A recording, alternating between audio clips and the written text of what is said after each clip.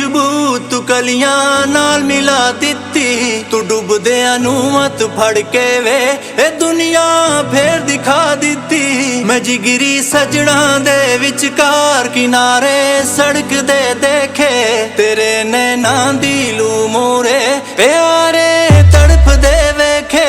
नगीने लिश्क दे देखे, नतीजे risk they देखे, ते डर दे इंसान भी खुशी नाल थिरक दे देखे।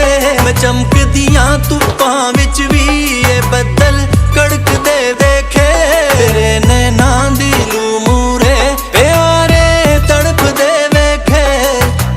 आ आ आ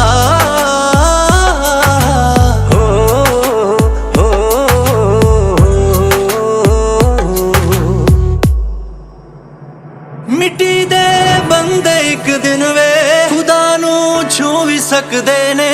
मेरा एहसास है पूरा करिश्मे हो भी सकदे ने। जो पत्थर बन के बैठियां सी सूरतां गौण लगियां ने, मैं पहला सुनिया नहीं सी जो हिदायतां आउण लगियां ने। पहाड़ां दे विच दूर किते जिवें टल खड़क दे देखे, तेरे नैना दी लू मोरे प्यारे तड़प दे वेखे। नगीने लिश्क दे देखे, नतीजे रिस्क दे देखे, ते डर दे इंसान भी खुशी नाल थिरक दे देखे। मैं चमक दियां धुप्पां विच भी ये बदल कड़क दे देखे, तेरे नैना दी लू मूरे प्यारे तड़प दे वेखे।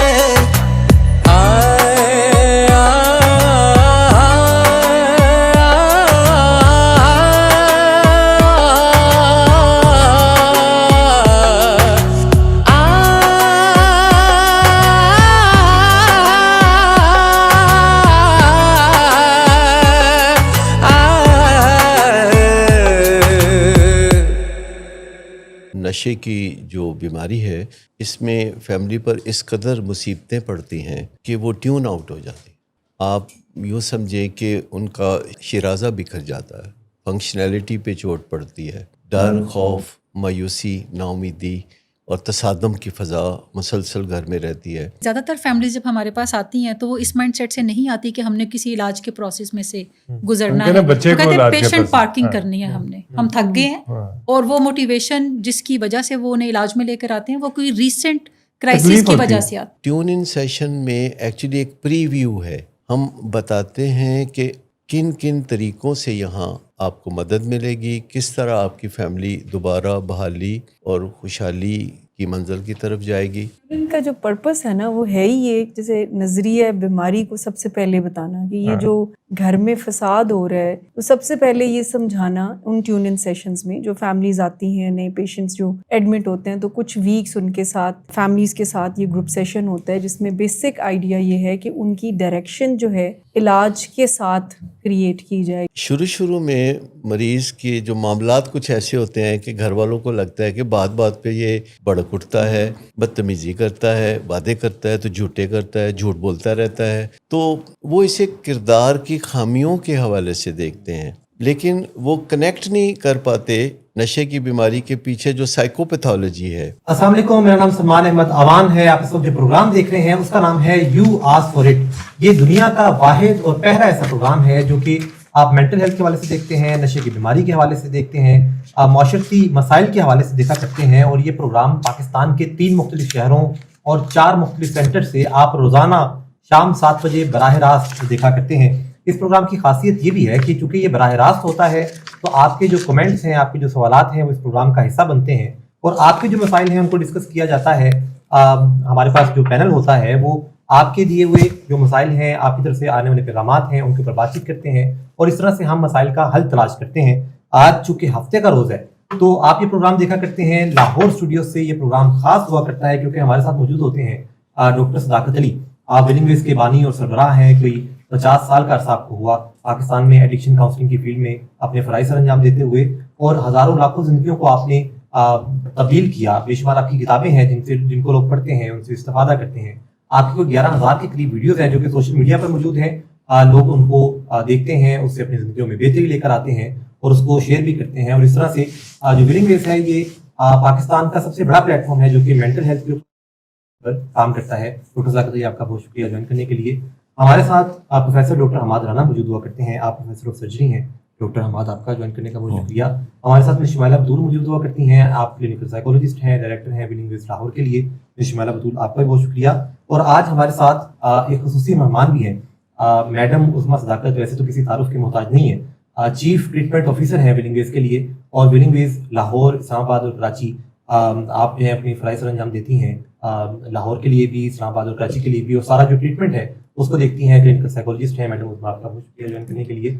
आज का जो प्रोग्राम है उसमें हमने बात करनी है एक निहायत अहम मौजू के ऊपर। कोई भी जो फैमिली है जो कि एडिक्शन का शिकार होती है, जहाँ पे ये बीमारी देखने को मिलती है, उसके लिए बड़ा कलीदी एक चीज़ है जो कि उस फैमिली की नशोनुमा के लिए और उस फैमिली को नशे की बहाली के लिए बड़ी ज़रूरी देखने को मिलती है, जिसको हम कहते हैं ट्यून इन सेशन। यानी कोई भी फैमिली जो इस मर्ज का शिकार है वो जब ट्यून इन होती है तो उसको इस इलाज के बारे में बहुत सारी चीज़ें समझने को मिलती हैं कि ये बीमारी क्यों है, फिर इसमें जो इसका सारा ये नफ्सियाती पहलू है, जिस्मानी पहलू है, रूहानी पहलू है, समाजी पहलू है, वो सारा कुछ क्या है, फिर इंटरवेंशन के बारे में, फिर बातचीत के बारे में, फिर जो रोगीपन है उसके बारे में, ये सारा कुछ सीखने को मिलता है। आज हम इसके ऊपर बात करने जा रहे हैं कि ये ट्यूनिंग सेशन क्या होता है। सर, ये अगर हम इसका बिल्कुल आगाज़ करें कि ट्यूनिंग सेशन नाम से लगता है जैसे किसी चीज़ को ट्यून किया जाता है, यानी इसका असल मकसद क्या है और किसी फैमिली के लिए क्यों ज़रूरी है कि वो कोई ट्यूनिंग इस तरह का सेशन ले इस बीमारी के लिए? जैसा नाम है वैसे ही इसका मकसद है। आप यूँ समझें कि नशे की जो बीमारी है इसमें फैमिली पर इस कदर मुसीबतें पड़ती हैं कि वो ट्यून आउट हो जाती। आप यूँ समझें कि उनका शिराज़ा बिखर जाता है, फंक्शनैलिटी पे चोट पड़ती है, डर, खौफ, मायूसी, नाउमीदी और तसादम की फ़ज़ा मुसलसल घर में रहती है। नशे का मरीज़ तो अपने नशे की वजह से बीमारी का शिकार होता है, लेकिन घर में ये जो हर वक्त ज़लज़ले के झटके आते रहते हैं, इससे अहले खाना को भी एक अजीबोगरीब सिचुएशन का सामना होता है जिसे हम रोगी होना कहते हैं।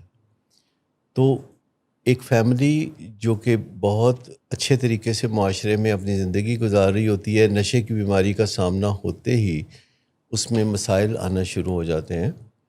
और जैसे आप समझें कि कोई तस्वीर ब्लर हो जाती है, कोई धुंधलापन आ जाता है, कुछ फैमिली छुपना शुरू कर देती है कि कहीं लोगों को पता न चल जाए, कुछ फंक्शनैलिटी मुतासर हो जाती है।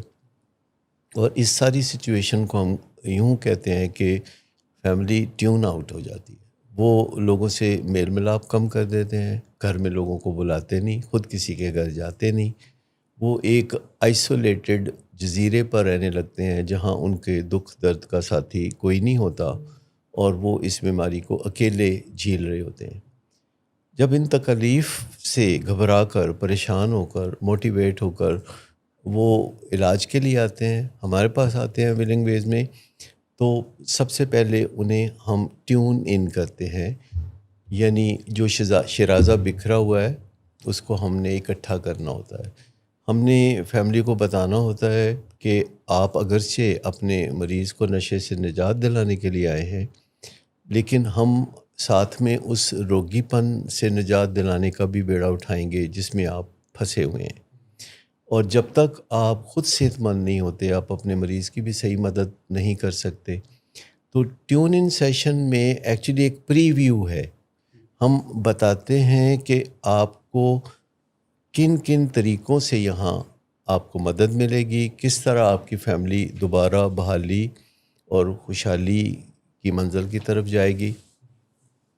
अगरचे अहले खाना जब आते हैं तो उनका बड़ा लिमिटेड एजेंडा होता है, वन पॉइंटेड एजेंडा होता है कि हमारे मरीज़ में नशे से निजात चाहिए, इसके अलावा और उनको कुछ भी नहीं सूझता। उसमें ये भी लगता है जिस तरह के जो पेशेंट जब आते हैं और माँ बाप आते हैं कि ये लगता है जिस तरह हमारे लव्ड वन वो एक जिद में है।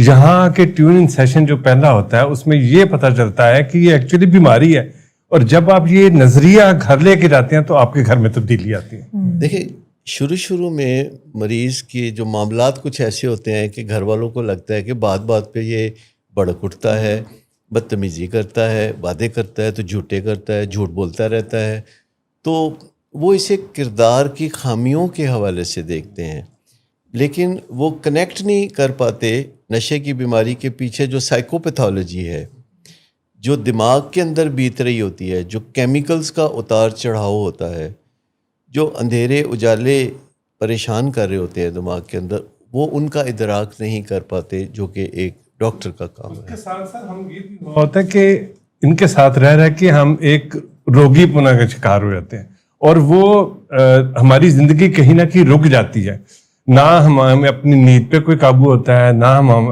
اعصاب پہ قابو ہوتا ہے۔ جب یہاں ٹیوننگ سیشن میں یہ چیز بار بار بتائی جاتی ہے تو اس سے جو ہے وہ پھر آپ میں تبدیلی آتی ہے، اور جب یہ رویہ آپ اختیار کرتے ہیں، جب آپ اپنے آپ پہ توجہ دیتے ہیں، اپنے اعصاب پہ توجہ دیتے ہیں، اپنی نیند کے اپنے کاموں پہ توجہ دیتے ہیں، تو ایکچولی وہ چیز ہوتی ہے جو کہ ایک جو بیماری کو ہے وہ ہٹانے میں مدد دیتی ہے۔ دیکھیں، جب یہ بیماری پروان چڑھ رہی ہوتی ہے تو کچھ چیزیں ساتھ ساتھ چل رہی ہوتی ہیں فیملی کے اندر، جس میں پہلی چیز ہے ڈر، خوف۔ ایسے لگتا ہے کہ آج کچھ ہو جائے گا یا آگے چل کے تو کچھ بہت برا ہوگا، تو یہ جو ڈر ہے یہ ہمارے دماغ میں پھر کوشش کرتے ہیں ہم کہ کسی نہ کسی طریقے سے یا تو آگے بڑھ کے لڑیں یا پھر دم دبا کے بھاگ جائیں، تو دونوں کام کرنے سے کام نہیں بنتا۔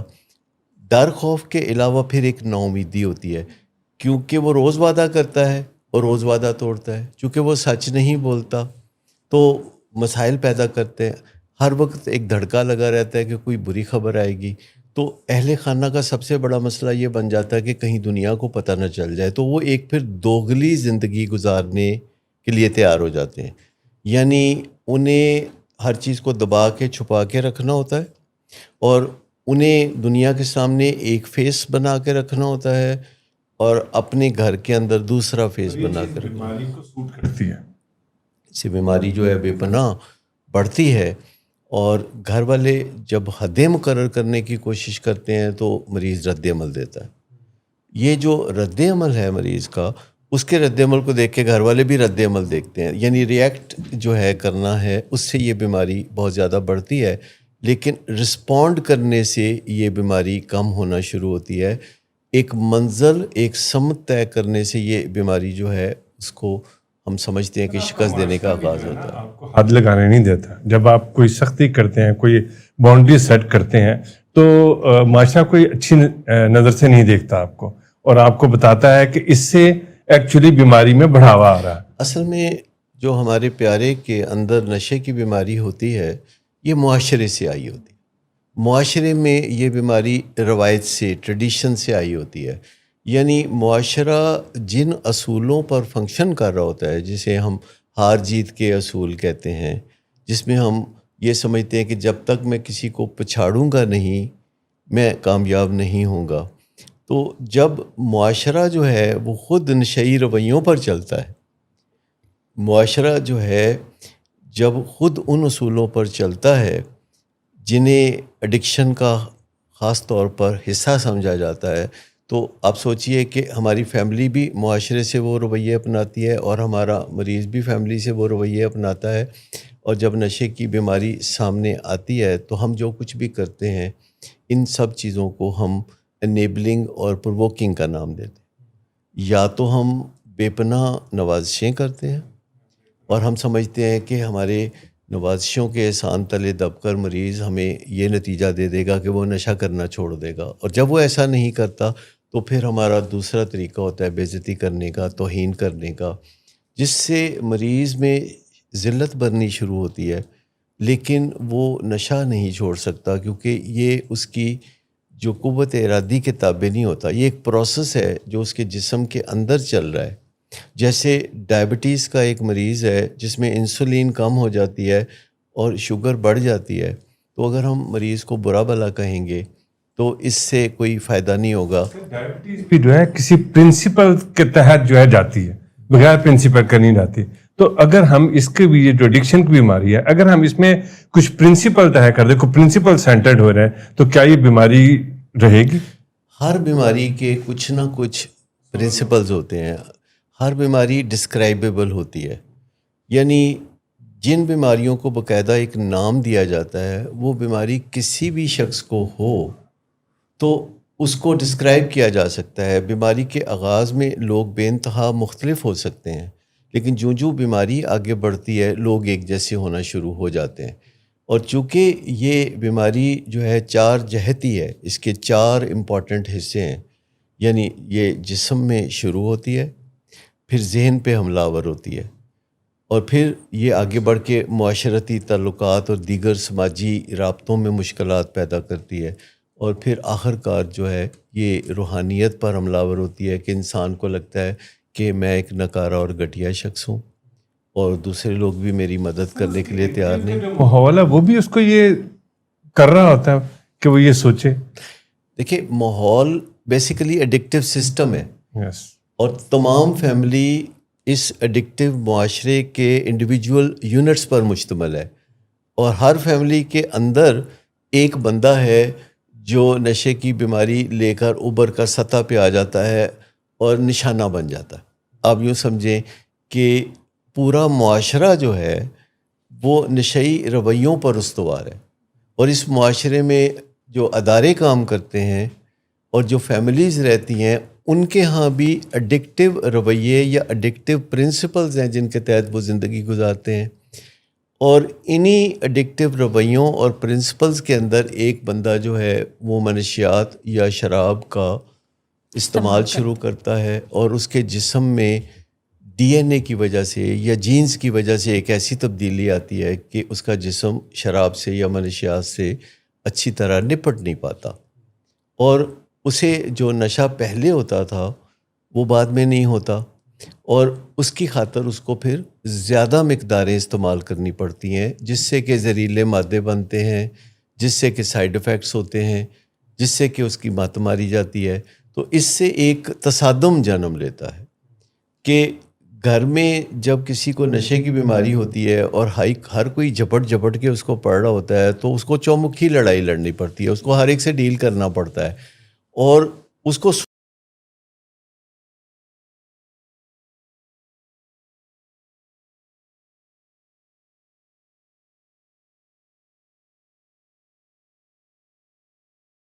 سپورٹ کرتے ہیں کہ آپ اس کا بول چال جو ہے. بالکل. جیسے کہ فرض کریں 2 بھائیوں کے درمیان جائیداد کی تقسیم کا معاملہ ہے، اور ایک بھائی جو ہے اس میں کوئی ناانصافی پہ تلا ہوا ہے، تو اس کو سوٹ کرتا ہے کہ وہ اپنے اس بھائی سے ناراض ہو جائے.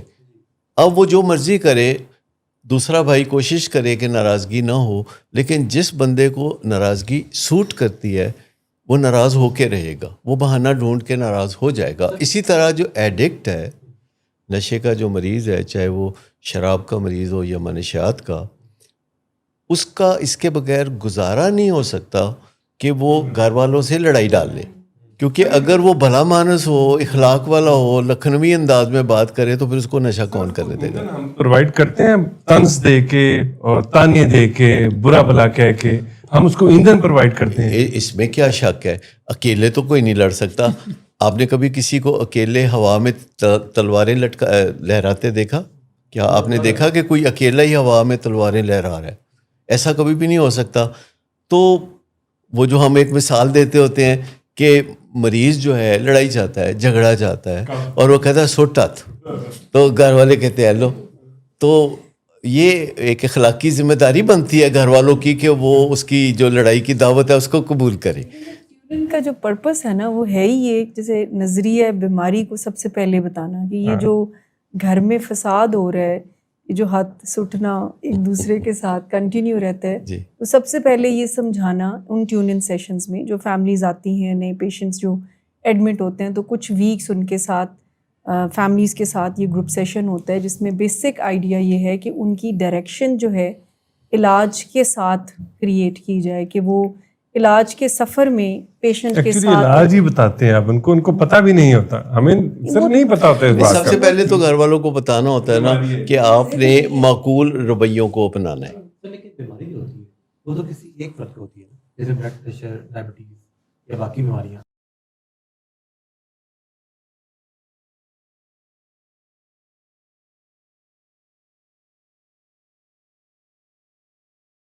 स्पेंड करती रहे और वो जो है कुछ चीज़ें सीखती रहे?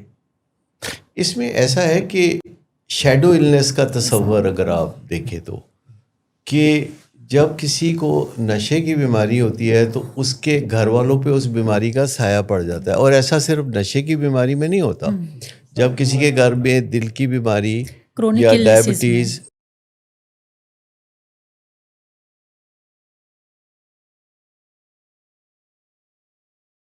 तो ये जो शैडो इलनेस का तस्वर है, जैसे घर में कोई जो है फालिज का मरीज़ हो जिसके साथ किसी बहू को कई साल रहना पड़े और वो अपनी सास की खिदमत कर रही है, लेकिन जो अभी तौर पर उसको कोई ग्रेटिट्यूड नहीं मिलता, कोई शुक्रिया नहीं मिलता, तो अल्टीमेटली जो बहू है उसके अंदर भी एक रोगीपन के आसार नज़र आने लगेंगे। कमरे में बंदा स्मोकिंग कर रहा है तो क्या दूसरे मुस्तफीद नहीं होते उससे, उसका असर होता है उस पर? असर होता है। इसी तरीके से इसको जो पैसिव स्मोकिंग कहते हैं, तो हम इसको पैसिव एडिक्शन भी कह सकते हैं कि घर में कोई बंदा नशे की बीमारी के साथ ज़िंदगी गुजार रहा है और बाकी लोग उस ऐसी फ़ज़ा में, जहर आलूद फ़ज़ा में ज़िंदगी गुजार रहे हैं, तो उनके अंदर कुछ ना कुछ एंग्जाइटी होना, डिप्रेशन होना, डर खौफ होना, ये एज पे बैठ के ज़िंदगी गुजारना। अगर हम इसको बीमारी मानने हैं ना, तो मेरा ख्याल है कि जब तक वो माहौल प्रोवाइड नहीं होता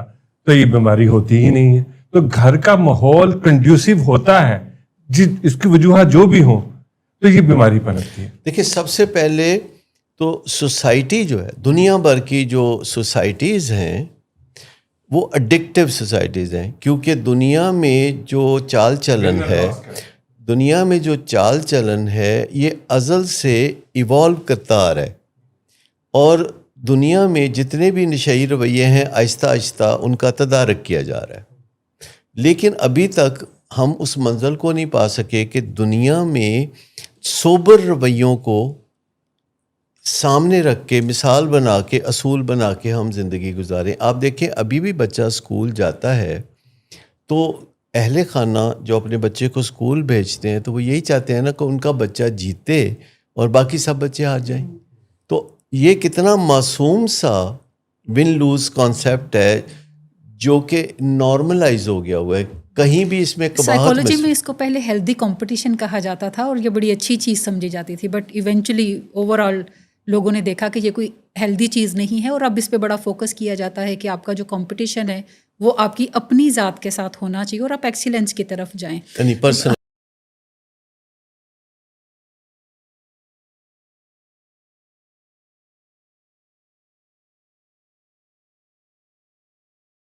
बिहेवियर्स हैं जिसकी वजह से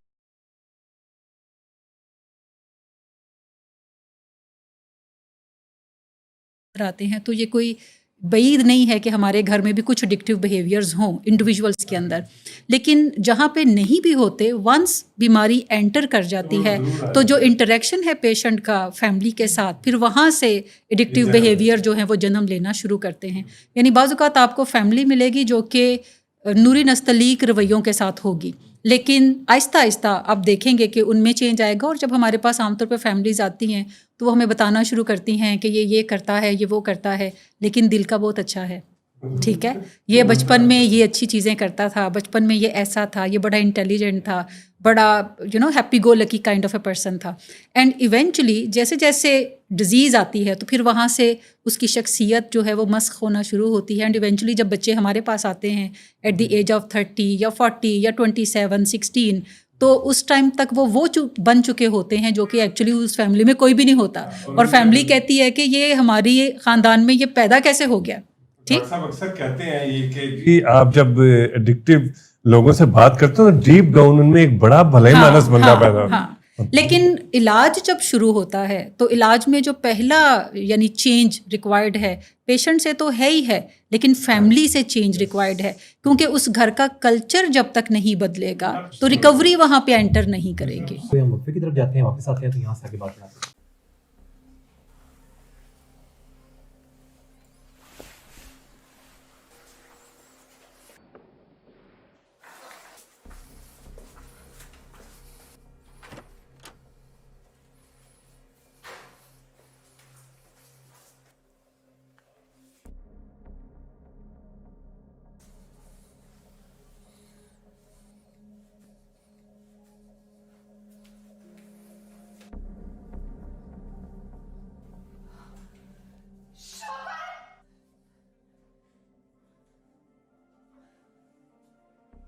शराब नोशी की वजह किरदार की खराबी नहीं, मूड की खराबी है। शराब नोशी कभी भी नशे की बीमारी में बदल सकती है। नशे की बीमारी हर स्टेज पर काबिल इलाज है। that was मदद हासिल कीजिए, क्योंकि वो ऐसा नहीं करेगा। विलिंग वेज से मदद हासिल कीजिए, कहीं से भी मदद हासिल कीजिए, लेकिन फौरी बात नहीं है मदद हासिल कि कीजिए। जो तगड़ जिस मुआवजे के इंतजार में आपने बहुत देर कर दी, अब वो दस्तक दे रहा है। मदद हासिल कीजिए, मदद हासिल कीजिए। वक्फे से आगे हम वापस बात हो रही थी नशेई रवैयों के हवाले से। सर, आप कहते हैं कि नशेई रवैये जो है जिनकी वजह से ये बीमारी जो है वो खानदानों में हम देखते हैं, ये नशेई रवैये ओरिजिनली आते कहाँ से? ये जंगल से आए थे। मतलब जो इंसान है इब्तिदा में जानवरों के साथ ज़िंदगी गुजारता था जंगल में, और इंसानों ने जो रहन सहन सीखा था वो जानवरों से सीखा था। तो जितने भी नशई रवैये होते हैं ये एक्चुअली आप एनिमल्स में इनको आप देख सकते हैं। जो घरों में आप बिल्लियाँ कुत्ते पालते हैं या जानवर पालते हैं, तो अगर आप गौर से देखें तो उनके जो भी रवैये होते हैं वही हैं असल में नशई रवैये। और जब इंसान उन रवैयों को वहाँ से इंस्पायर होते हैं, यानी इंसान जानवरों से इंस्पायर हुए जंगल के ज़माने में, और उन्होंने फ़ाइट और फ्लाइट का जो तरीका सीखा कि या तो हम लड़ेंगे या हम दुम दबा के भाग जाएंगे या हम फ्रीज़ हो जाएंगे। अब जब इंसान ने आगे बढ़ना शुरू किया तारीख़ इंसानी में, तो फिर उन्होंने जानवरों की तकलीद कुछ छोड़ना शुरू की और अपने आप को बेहतर बनाना शुरू किया। जो जो वक्त गुज़रता गया दुनिया में चीज़ें बेहतर होनी शुरू हो गई। देखिए, एक ज़माने में नशई रवैया ये था कि अगर किसी लड़की को दो लड़के पसंद करते हैं तो ये एक तयशुदा मुसल्लमा असूल था कि दोनों आपस में लड़ें और उनमें से जो एक बच जाए वो उस लड़की से शादी कर ले और उसे बहुत बहादुर समझा जाए। इसी तरह आप देखिए, कत्ल की सज़ा होना कोई बहुत पुरानी बात नहीं है। पुराने ज़माने में जो लोग कत्ल करते थे उन्हें बहादुर समझा जाता था। मार पिटाई करने वाले लोगों को, ताकतवर लोगों को अच्छा समझा जाता था। और अभी भी दूर उफ्तादा कबायली इलाकों में, देहातों में ऐसा कल्चर पाया जाता है। लेकिन साथ ही साथ जो तहज़ीब व तमद्दन का सफ़र शुरू हुआ, स्कूल कॉलेज और यूनिवर्सिटियों का सफ़र शुरू हुआ, तो ये चीज़ें फिर बदलना शुरू हुई और कायदे कवानीन आने लगे। लेकिन अभी भी बहुत सारे जो कायदे कवानीन हैं वो राइट एंड रॉन्ग की बुनियाद पर नहीं है। मिसाल के तौर पर किसी मुल्क की पार्लियामेंट जो होती है वो किस बुनियाद पर तश्कील पाती है कि बहुत सारे बंदों को हरा देते हैं। तो जो हारने वाले हैं वो पार्लियामेंट से बाहर, जो जीतने वाले हैं वो पार्लियामेंट के अंदर। और उसके बाद पार्लियामेंट के अंदर भी हार जीत का मामला चलता रहता है। लॉजिक की बजाय हमेशा गिनती ही की जाती है कि जिनकी स्ट्रेंथ यानी अददी स्ट्रेंथ ज़्यादा है तो उनकी बात मानी जाएगी। तो ये ताकत का ही एक बदला हुआ नज़रिया है। यानी शुरू में इंसानों के दरमियान जो ताकतवर था वो कानून बनाया करता था, और आजकल दुनिया में जो बंदा ज़्यादा लोगों को अपने साथ मिला सकता है वो कानून बनाएगा। तो फ़हम फरासत और हिकमत और इन चीज़ों को जिन्हें हम समझदारी और दनाई के नाम से जानते हैं, अभी तक वो प्रिवेल नहीं कर रही हैं। तो अमेरिका में कोई 100 साल पहले एक रिकवरी मूवमेंट शुरू हुई, और उस रिकवरी मूवमेंट में ये लफ्ज़ सामने आने शुरू हुए, सोब्राइटी या पर्सनल एक्सीलेंस और एडिक्टिव बिहेवियर्स क्या होते हैं। तो ये बातें सामने आना शुरू हुई। तो आप यूँ समझें कि अज़ल से जब जंगल के ज़माने में इंसान रहता था तो जिन रवैयों के साथ वो ज़िंदगी को आगे बढ़ा रहा था वो जानवरों के साथ रहते रहते जानवरों जैसे ही रवैये थे। मसलन जैसे आजकल लोग शादी करते हैं, मियाँ बीवी होते हैं, फिर उनके बच्चे होते हैं, तो पहले ऐसा नहीं होता था। जंगल के ज़माने में लोग इकट्ठे रहते थे और बामी तावन से बच्चे होते रहते थे, और किसी को पता नहीं होता था कि किसका बच्चा कहाँ रह रहा है। तो इस तरह ज़माना चलता रहा। लेकिन फिर लोगों ने सोचा कि नहीं, ये कोई ठीक चीज़ नहीं है, ये तो जानवरों वाला तरीका है। تو انسانوں نے ہمیشہ یہ ایکسکیوز لے کے کہ یہ جانوروں والا طریقہ ہے اور ہمیں کوئی انسانوں والا طریقہ اپنانا چاہیے. تو جو تگڑے لوگ تھے انہوں نے کہا کہ یہ خاتون جو ہے وہ میرے لیے مخصوص ہے, مطلب میری بیوی ہے. تو دوسرے لوگ جو تھے کمزور لوگ, وہ کہتے تھے کہ چونکہ ہم کمزور ہیں اور آپ طاقتور ہیں تو ہم مان لیتے ہیں کہ یہ آپ کی بیوی ہے. تو پھر آگے چل کے اس کو باقاعدہ آپ سمجھیں کہ شادی بیاہ, بچے پیدا ہونا, یہ میرا بچہ, یہ آپ کا بچہ, یہ ہم آپس میں رشتہ داریاں, یہ اس رشتے میں یہ ہو سکتا ہے, اس رشتے میں یہ نہیں ہو سکتا. جیسے انسانوں میں محرم اور نامحرم کا تصور ہے, تو جانوروں میں تو ابھی بھی محرم اور نامحرم کا کوئی تصور نہیں. گھر میں بلیاں, کتے, یہ ان قوانین سے آزاد ہیں. وہ کپڑے بھی نہیں پہنتے. انسان تو بہت اچھے نشو و نما کے ساتھ کپڑے بھی پہننے شروع ہو گیا. تو آپ یوں سمجھیں کہ جیسے وہ مجھے بات ہو رہی تھی کہ بلی کے پیچھے کو بلا لگاؤ تو اس پہ کوئی FIR کی ذہن میں نہیں آتا. لیکن انسان ایسا کرے گا تو اسٹاکنگ کا مقدمہ ہو جائے گا. اچھا, اسی طرح کوئی جانور کسی دوسرے جانور کو مارے پیٹے, زخموں سے چور چور کر دے, خون خرابہ کر دے, تو اس کے اوپر کوئی مقدمہ نہیں ہوگا. لیکن انسان جو ہے کسی دوسرے انسان پہ ہاتھ اٹھائے گا یا اس کو ذہنی ٹارچر بھی کرے گا. آپ کو پتہ ہے اب یہ بھی بڑا مسئلہ ہے کہ ایون اگر کوئی خاوند جو ہے اپنی بیوی کو گھور کے دیکھے گا تو اس کے اوپر FIR ہو جائے گی. تو آپ نے سمجھنا ہے سلمان, یہ ایسا نہیں کرنا آپ نے, یہ بڑی احتیاط رکھنی ہے آپ نے. ویسے آپ کرتے ہیں احتیاط, مجھے اس بارے میں پہلے ہی پتہ ہے. آپ اپنی بیگم کے بہت تابع دار ہیں اور بڑی احتیاط کرتے ہیں, تو یہ بڑی شاباش ہے اس کے اوپر آپ کو. تو میں کہنا یہ چاہ رہا تھا کہ جتنے بھی ایڈکٹیو بیہیویئرز ہیں انسانوں کے اندر, ایکچولی وہ اینیمل بیہیویئرز ہیں جو اینیملز کے اندر نامناسب نہیں سمجھے جاتے. اور انسان نے ابتدا میں یہ رویے جانوروں کو دیکھ کے معصومیت میں اپنا لیے, اور بعد ازاں ان کو یہ خیال ہوا کہ انہیں جانوروں کی تقلید تو نہیں کرنی چاہیے, کیونکہ انسان سوچنے والے تھے, انسان سمجھنے والے تھے, وہ تبادلہ خیالات کیا کرتے تھے. تو انہوں نے ایک دوسرے سے صلاح مشورے کر کے تو کچھ اصول بنانے شروع کیے. یہ جن کو ہم اصول کہتے ہیں, یہ نشئی رویوں سے دوری اختیار کرنے کا ایک طریقہ ہے. تو 100 سال پہلے انسانوں نے ریکوری موومنٹ شروع کی, جو امریکہ میں شروع ہوئی اور اب دنیا بھر میں پھیل رہی ہے, کہ جس میں جو پرسنل ایکسیلنس ہے اس کو ترجیح دی جا رہی ہے بجائے اس کے کہ آپ کسی کو ہرائیں, کیونکہ ہار جیت جو ہے وہ جذبات کی خرابی پیدا کرتی ہے. اگر آپ لوڈو بھی کھیلتے ہیں اور آپ 2 گیم میں کسی سے جیت جاتے ہیں اور اس کے بعد آپ کہتے ہیں کہ میں چلتا ہوں, مجھے کچھ کام ہے, تو وہ جو ہارنے والا ہے وہ آپ کو اٹھ کے جانے نہیں دے گا. تو آپ ہندوستان پاکستان کی جو کرکٹ ٹیمیں ہیں, آپ دیکھیں پاکستان کی ٹیم جب ہارتی ہے تو ہم کس قدر دل پہ لیتے ہیں, کیونکہ ہماری گھٹی میں پڑا ہے کہ ہمیں ہارنا نہیں, ہمیں جیتنا ہے. اور یہ انا کی جو گیم ہے یہ انسانوں کو بہت تکلیف پہنچاتی ہے.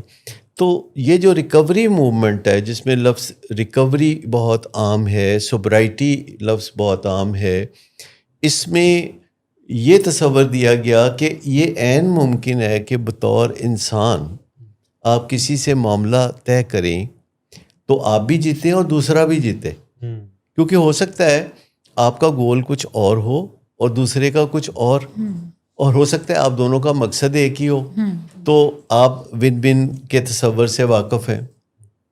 اسی طرح پہلے بڑا شوخی سمجھی جاتی تھی کہ لوگ نتائج کی پرواہ نہیں کرتے تھے اور کہتے تھے دیکھا جائے گا. یہ ایک ایڈکٹیو بیہیویئر ہے. آج بھی بہت سارے لوگ یہ بات کرتے ہیں کہ کوئی بات ہوگی کہ دیکھا جائے گا, جو ہوگا دیکھا جائے گا, بس آپ آگے بڑھیں. دیکھیں نا, جب کوئی بندہ کسی کو قتل کرتا ہے اور کوئی اس کو احساس دلاتا ہے کہ تم ایسا نہ کرو, دیکھا جائے گا. تو یہ جو جیل جانا ہے یہ اس کو تھوڑا بہت آئیڈیا تو ہوتا ہے نا کہ مرد کا زیور ہے. ہاں, تو یہ جو چیزیں ہیں اب ازل سے جو انسان میں ایولیوشنری پروسیس ایک چل رہا ہے, سوچ بچار کا, باہمی صلاح مشورے کا, تو ہو سکتا ہے کہ یہ ڈیموکریسی جس پہ دنیا بھر میں فخر کیا جا رہا ہے, ہو سکتا ہے 50 سال کے بعد اس سے کوئی بہتر سسٹم ہو. کہتے ہیں کہ ابھی تک بائی اینڈ لارج یہ بہترین سسٹم ہے, مجھے اس سے کوئی تھوڑا اختلاف ہے, لیکن میرا خیال ہے کہ اس سے بہترین سسٹم کوئی ہو سکتا ہے، ڈیولپ کیا جا سکتا ہے کہ جس میں جو نشئی رویے جو ہیں ان کا شائبہ نہ پایا جاتا ہو. یعنی کسی کو ذلت سے دوچار کر کے عظمت پانے کا جو تصور ہے، جیسے الیکشن میں کوئی ہار جاتا ہے تو وہ تو منہ دکھانے کے قابل نہیں رہتا.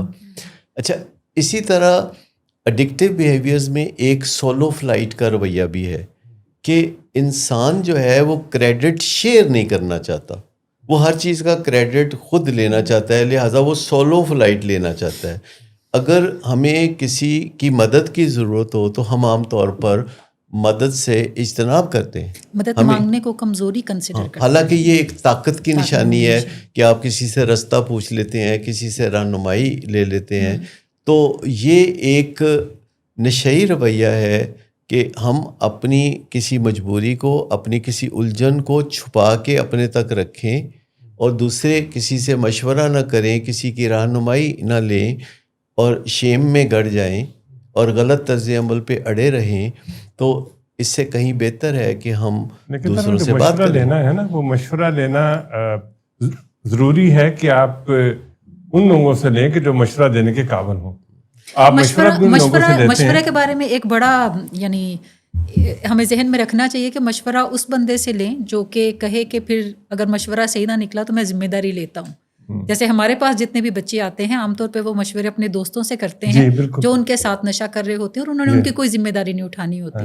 جبکہ جو فیملی جو رسپانسبلٹی اٹھانے والی ہوتی ہے وہ ان سے مشورہ نہیں کرتے.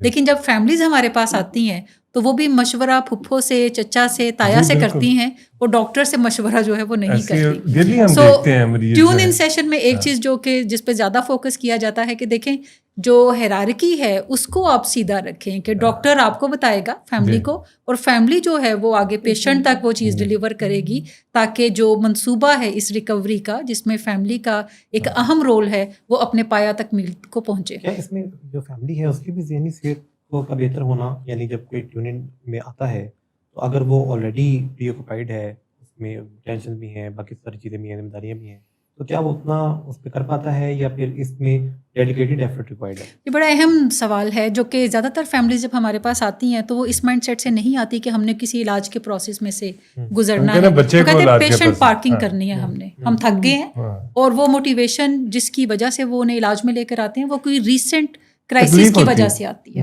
اور وہ اس ریسنٹ کرائسس کو مینیج کرنے کے لیے وہ سوچتے ہیں کہ اب اس کو ڈالیں اندر، اس کی عقل ٹھکانے لگے. جب وہ ہمارے پاس لے کر آتے ہیں تو ہم انہیں بتاتے ہیں کہ دیکھیں اس طرح عقل ٹھکانے بھی نہیں لگے گی اور مسئلہ بھی حل نہیں ہوگا. تو اس مسئلے کو مل جل کے حل کرنے کی طرف جائیں، اور علاج کا ایک جو اسٹرکچر ہے اس میں اگر آپ اس کو گزاریں گے تو پھر کوئی بحالی جو ہے وہ ممکن ہے. اس میں پہلی چیز کہ فیملی عام طور پہ جب ہمارے پاس پہنچتی ہے تو نہ تو ان کی راتوں کی نیند بہتر ہوتی ہے، نہ ان کے موڈ مزاج بہتر ہوتے ہیں، کیونکہ ایک چمکھی لڑائی ہے جو کہ فیملی نے گھر پہ ہر روز لڑنی ہے، ہر منٹ لڑنی ہے. اینڈ میں عام طور پہ فیملیز کو اگزامپل دیتی ہوں کہ اب یوں سمجھ لیں کہ جیسے اگر آپ کا گھر زلزلے کی پٹی پہ ہو اور دن میں کئی دفعہ آفٹر شاکس آتے ہوں تو جو حالت آپ کی ہوگی وہی اس فیملی کی ہوتی ہے. But the moment family enter کرتی ہے تو سب سے پہلا مشورہ ان کو یہ ہوتا ہے کہ اب یہ بچہ ہمارے پاس ہے، اب آپ اس فکر سے آزاد ہیں کہ یہ راتوں کو کہیں گر رہا ہے، کہیں پڑا ہوا ہے، کہیں سے کوئی کال آئے گی، تو آپ اپنے جو اوستان ہیں ان کو بحال کرنے کی طرف جائیں، اپنی نیند پوری کرنے کی طرف جائیں، اپنا کھانا پینے کی جو روٹین ہے اس کو بہتر بنائیں، اور پھر صرف آئیں یہاں پر 2 گھنٹوں کے لیے اور آ کر سیکھیں کہ اس کا مسئلہ کیا ہے. پہلی بات جو بنیادی انڈرسٹینڈ کرنے والی ہے، یہ جس دن انڈرسٹینڈنگ ہوتی ہے نا اس دن آپ کا علاج شروع ہوتا ہے. یعنی ونس فیملی یہ انڈرسٹینڈ کر لے کہ ہمارا مسئلہ جو ہے وہ یہ بچہ نہیں ہے بلکہ اس کے اندر پنپنے والی وہ بیماری ہے جس کو ہم نشے کی بیماری یا ایڈکشن کہتے ہیں، تو وہاں سے پھر علاج کے لیے وہ رواں دواں ہونا شروع کرتے ہیں. اچھا، جسے ہم ڈیزیز کانسیپٹ کہتے ہیں جس کا تذکرہ عظمیٰ صاحبہ کر رہی ہیں، یہ انتہائی گہرائی میں کسی خفیہ جگہ کوئی پروسیس چل رہا ہوتا ہے جس میں جسم کے اندر نشے سے نپٹنے کی صلاحیت جو ہے ختم ہو جاتی ہے کیونکہ اس کے اندر کوئی جینیاتی کمزوری ہوتی ہے. اب یہ معاملہ جو ہے خود نہ نشے کے مریض کو پتہ ہوتا ہے کہ مجھے نشہ پہلے سے زیادہ کیوں کرنا پڑ رہا ہے، میرے نشے میں برکت کیوں نہیں رہی، یہ اکثر مریض ذکر کرتے ہیں. تو ان کو یہ پتہ نہیں چلتا کہ ان کے جسم کے بڑے کسی خفیہ نہا خانے میں ایک پروسیس چل رہا ہے جس میں کچھ انزائمز یا کیمیکلز زیادہ یا کم ہو رہے ہیں جس سے کہ نشہ تیزی سے اتر جاتا ہے. لہٰذا اس کے پاس واحد حل کامن سینس کے تحت یہ رہتا ہے کہ اگر میرا نشہ تیزی سے اترتا ہے تو مجھے تیزی سے نشہ کرتے رہنا چاہیے، اور وہ تیزی سے نشہ کرتا ہے. دوسری بات یہ کہ جو کچھ پھر وہ کرتا ہے، جسے بیک بورو اور اسٹیل کہتے ہیں ہم، جسے ہم کہتے ہیں کہ ڈومیسٹک وائلنس بھی اس میں آ گیا، تصادم بھی آ گیا، مرو مارو یہ سب کچھ آ گیا. جب کچھ عرصے تک یہ سلسلہ چلتا ہے تو یہ ایک میل ویئر بن جاتا ہے. جیسے سافٹ ویئر تو اچھی چیز کو کہتے ہیں نا، تو جب کسی خراب چیز کا سافٹ ویئر بنتا ہے تو ہم اس کو میل ویئر کہتے ہیں. وائرس آ جاتا ہے جو اس کے اینیمل برین میں یعنی انکانشیس مائنڈ میں وہ ایک سافٹ ویئر کی طرح آ جاتا ہے. یہ نشے کی بیماری کا سائیکولوجیکل پارٹ ہے، یعنی جو ذہن ہے، یعنی جو اس کا مائنڈ ہے، اس کے اندر ایک سافٹ ویئر بن جاتا ہے جسے ہم میل ویئر کہہ رہے ہیں. اور اب ول پاور اس کے سامنے ٹک کے کھڑی نہیں ہو سکے گی. وہ چاہے بظاہر نقصانات کو دیکھ کے یا دوسروں کے سمجھانے پر نشہ نہ کرنے کا فیصلہ کرے تو اس کی ول پاور کام نہیں کرے گی، کیونکہ جو ول پاور ہوتی ہے وہ کسی سافٹ ویئر کے سامنے نہیں ٹھہر سکتی. سافٹ ویئر کے سامنے کوئی سافٹ ویئر ہی مقابلہ کر سکتا ہے. جیسے جو ہم کہتے ہیں کہ دماغ میں ایک علت جو ہے وہ ڈیولپ ہو جاتی ہے جسے ہم نشے کی بیماری کہتے ہیں، تو پھر ہمیں ایسے پروگرام کے اندر اپنے آپ کو ماہر بنانا ہوتا ہے جسے سمجھنے کی ضرورت ہوتی ہے اور بار بار دہرانے کی ضرورت ہوتی ہے. جو چیز بھی ہم اچھی طرح سمجھ لیتے ہیں اور بار بار دہراتے ہیں وہ ایک سافٹ ویئر کی شکل اختیار کر جاتی ہے، اور ہماری جو بے بسی ہوتی ہے قوت ارادی کے حوالے سے یا جو ہمیں ول پاور کی کمزوری کا سامنا ہوتا ہے وہ ختم ہو جاتی ہے. اور یہ سوچا سمجھا منصوبہ ہوتا ہے، یہ ایسے نہیں ہو جائے گا، یہ جب تک اسٹیپ بائی اسٹیپ ہے. جی اسٹیپ بائی اسٹیپ ہے. میں چاہوں گا کہ میں سم اپ کر دوں کہ جو نشئی رویے ہیں یہ ازل سے جب انسان نے اس کرۂ ارض پر زندگی گزارنا شروع کی جنگل کے زمانے میں جانوروں کے ساتھ، تو یہ نشئی رویے ہم نے جانوروں کی صحبت میں سیکھے ہوئے ہیں. اور ابھی بھی ہم ایک دوسرے کو بعض اوقات فرینکلی یہ کہتے ہیں یار انسان بن، مطلب ہم ان کو کہہ رہے ہوتے ہیں کہ تمہارے رویے جانوروں کے رویے. تو آپ یوں سمجھ لیں کہ انسانوں کے اندر جتنے بھی رویے ہیں جو جانوروں کے رویوں سے مماثلت رکھتے ہیں ان کو ہم ایڈکٹیو بیہیویئر یا نشئی رویے کہتے ہیں. اور اب جو دنیا میں اسکول، کالج، یونیورسٹی، تہذیب و تمدن آیا پچھلے 300-400 سال میں، خاص طور پر پچھلے 100 سال میں، تو آپ سمجھے کہ ایک ریکوری موومنٹ آئی کہ جس میں انسان نے اپنے آپ کو جانوروں سے الگ کرنے کا ٹوٹلی فیصلہ کر لیا، اور ہر وہ رویہ جو جانوروں کے اندر پایا جاتا ہے اس سے دوری اختیار کرنا شروع کی. بلکہ اب ایک اور چیز بھی سامنے نظر آتی ہے سویلائزڈ معاشروں کے اندر کہ اب نہ صرف انسانوں نے اپنے رویے بہتر کر لیے بلکہ وہ جانوروں سے بھی توقع کرتے ہیں کہ وہ اپنے رویے بہتر کرنے کی طرف جائیں. ڈاگس ٹریننگ اور کیٹس ٹریننگ جو ہے وہ چل رہی ہے. یہ کم از کم ایک اتفاق رائے پایا جاتا ہے، اور جب سے یونائٹڈ نیشنز بنی ہے اور اس نے دنیا میں فلاح و بہبود کا کام اپنے ذمہ لیا ہے تو وہ ایسی ٹریڈیشنز جو ہے ان کو عام کر رہی ہے. جیسے پہلے 50 سال پہلے آپ کبھی کسی کو یہ کہتے نہیں سنتے تھے کہ اپنا خیال رکھیے گا. پہلے ہمیشہ یہ تھا کہ اپنا خیال رکھنا بہت بری بات ہے، دوسروں کا خیال رکھنا. جی، تو ایسی بہت ساری چیزیں ہیں جو اب دنیا میں بدل رہی ہیں. اچھا، اسی طرح انسانوں کے درمیان جو ہے یہ ایک جو رویہ پایا جاتا ہے جس میں دوسروں پہ نوازشیں کرنا اور ان کے لیے وہ کام کرنا جو کہ وہ خود آسانی سے کر سکتے ہیں.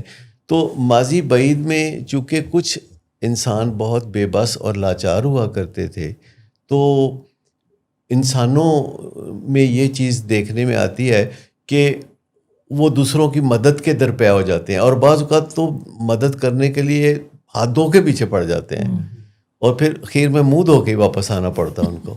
تو مطلب کہنے کا یہ ہے کہ اب جو ہے یونیورسٹیوں میں خاص طور پر بحث و مباحثہ ہوتا ہے، اور جو اسکالرز ہوتے ہیں وہ نمائندہ پرنسپلز بناتے ہیں، پھر دنیا میں ان کی ترویج ہوتی ہے، اور اس میں جو سب سے علم بردار ادارہ ہے دنیا میں وہ یونائٹڈ نیشنز ہے، جس نے پچھلے محدود چند دہائیوں میں بہت نمایاں کارکردگی کا مظاہرہ کیا۔ تو یہ جو مدد پہ تل جانا ہے، جیسے ہم فیملیز کو ڈیل کرتے ہیں یہاں پر، تو وہ بھی پیشنٹ کی اپنی طرف سے جو مدد کر رہے ہوتے ہیں، جس کی مختلف شکلیں، نوازشیں کرنا، اس کی ذمہ داریوں کو خود نبھانا شروع کر دینا، پردہ پوشی کر دینا، جس کے نتیجے میں بیماری کو حفاظت مل رہی ہوتی ہے، علاج کی راہ تو ہموار نہیں ہو رہی ہوتی۔ یہ بھی تو ایک ایڈکٹیو بیہیویئر ہی ہے، جیسے آپ نے بتایا کہ یہ بھی سوسائٹی سے سیکھا گیا ہوا رویہ، اور ابھی بھی ایسے ہی ہے۔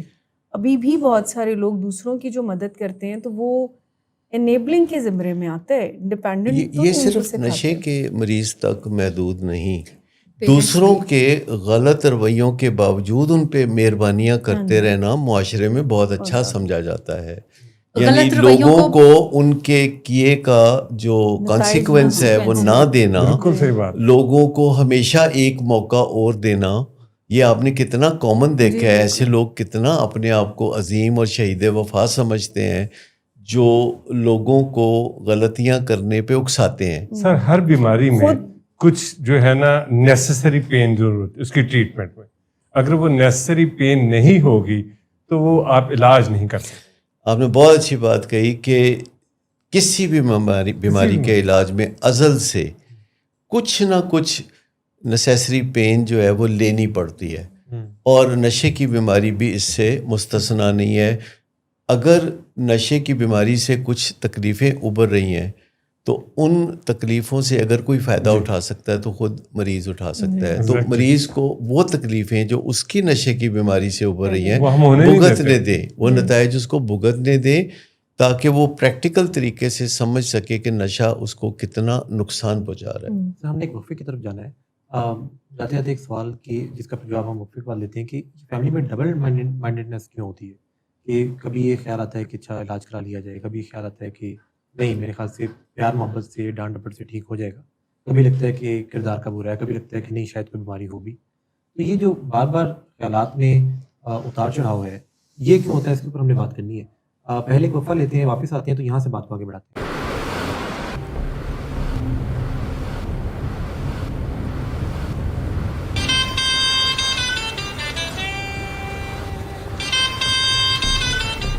اچھا، تو ابھی تک تمہارا اس چیپ لڑکی کے ساتھ چکر چل رہا ہے؟ تم کون ہوتی ہو مجھے پوچھنے والی؟ اوکے، اور تم ان گھٹیا لڑکیوں کے ساتھ گل چھرے اڑاتے پھرو تو میں چپ بیٹھوں؟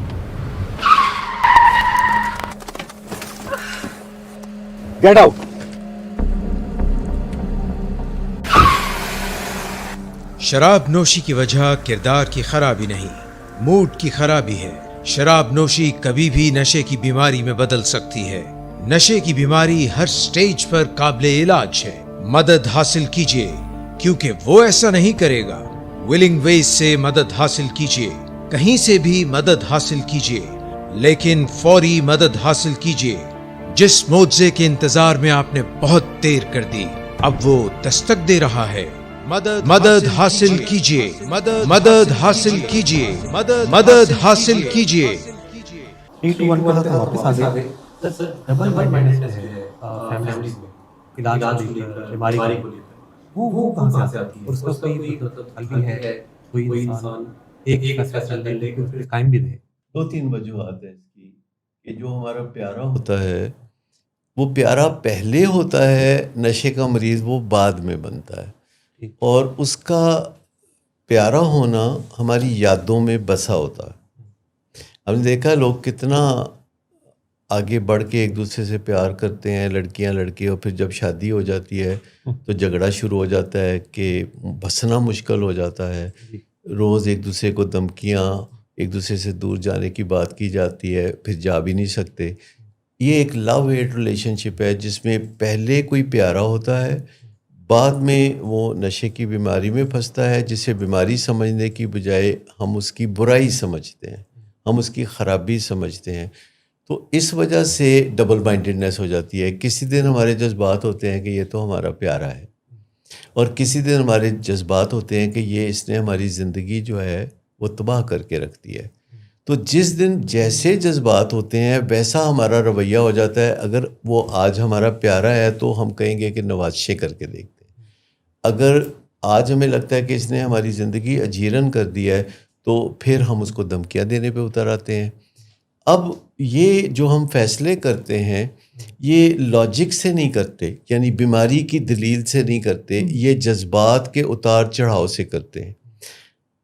اس میں اصول یہ ہے کہ اگر ہمیں نشے کی بیماری کا سامنا ہے اپنے کسی پیارے میں, تو ہم اپنے جذبات کو جو ہے سنبھالنے کے طریقے الگ سے سیکھ لیں اور اپنے گولز اور مقاصد کو پورا کرنا الگ سے سیکھ لیں, اور دونوں کو گڑبڑ نہ کریں. ایک تو اس کی وجہ یہ ہے. دوسری, یہ کبھی نوازشیں کرنے کی وجہ اور کبھی برا بھلا کہنا, توہین کرنا اور سزائیں دینا اور دھمکیاں دینا, اس کی وجہ یہ ہے کہ ہم زیادہ تر انسان کوئی زیادہ سائنٹیفک ذہن نہیں رکھتے. دیکھیں سائنس کہتی ہے کہ آپ کا جو بھی ایکشن ہے, جو کچھ بھی آپ کرتے ہیں اس کے نتائج بھگتنا پڑیں گے. یعنی سائنس کہتی ہے کہ اگر آپ کسی اونچی جگہ سے نیچے چھلانگ لگا دیں گے تو ایسے نہیں ہوگا کہ کبھی آپ کو چوٹ لگے اور کبھی نہ لگے, آپ کو ہمیشہ چوٹ لگے گی. ایکشنز کے کچھ کانسیکوینسز ہوتے ہیں.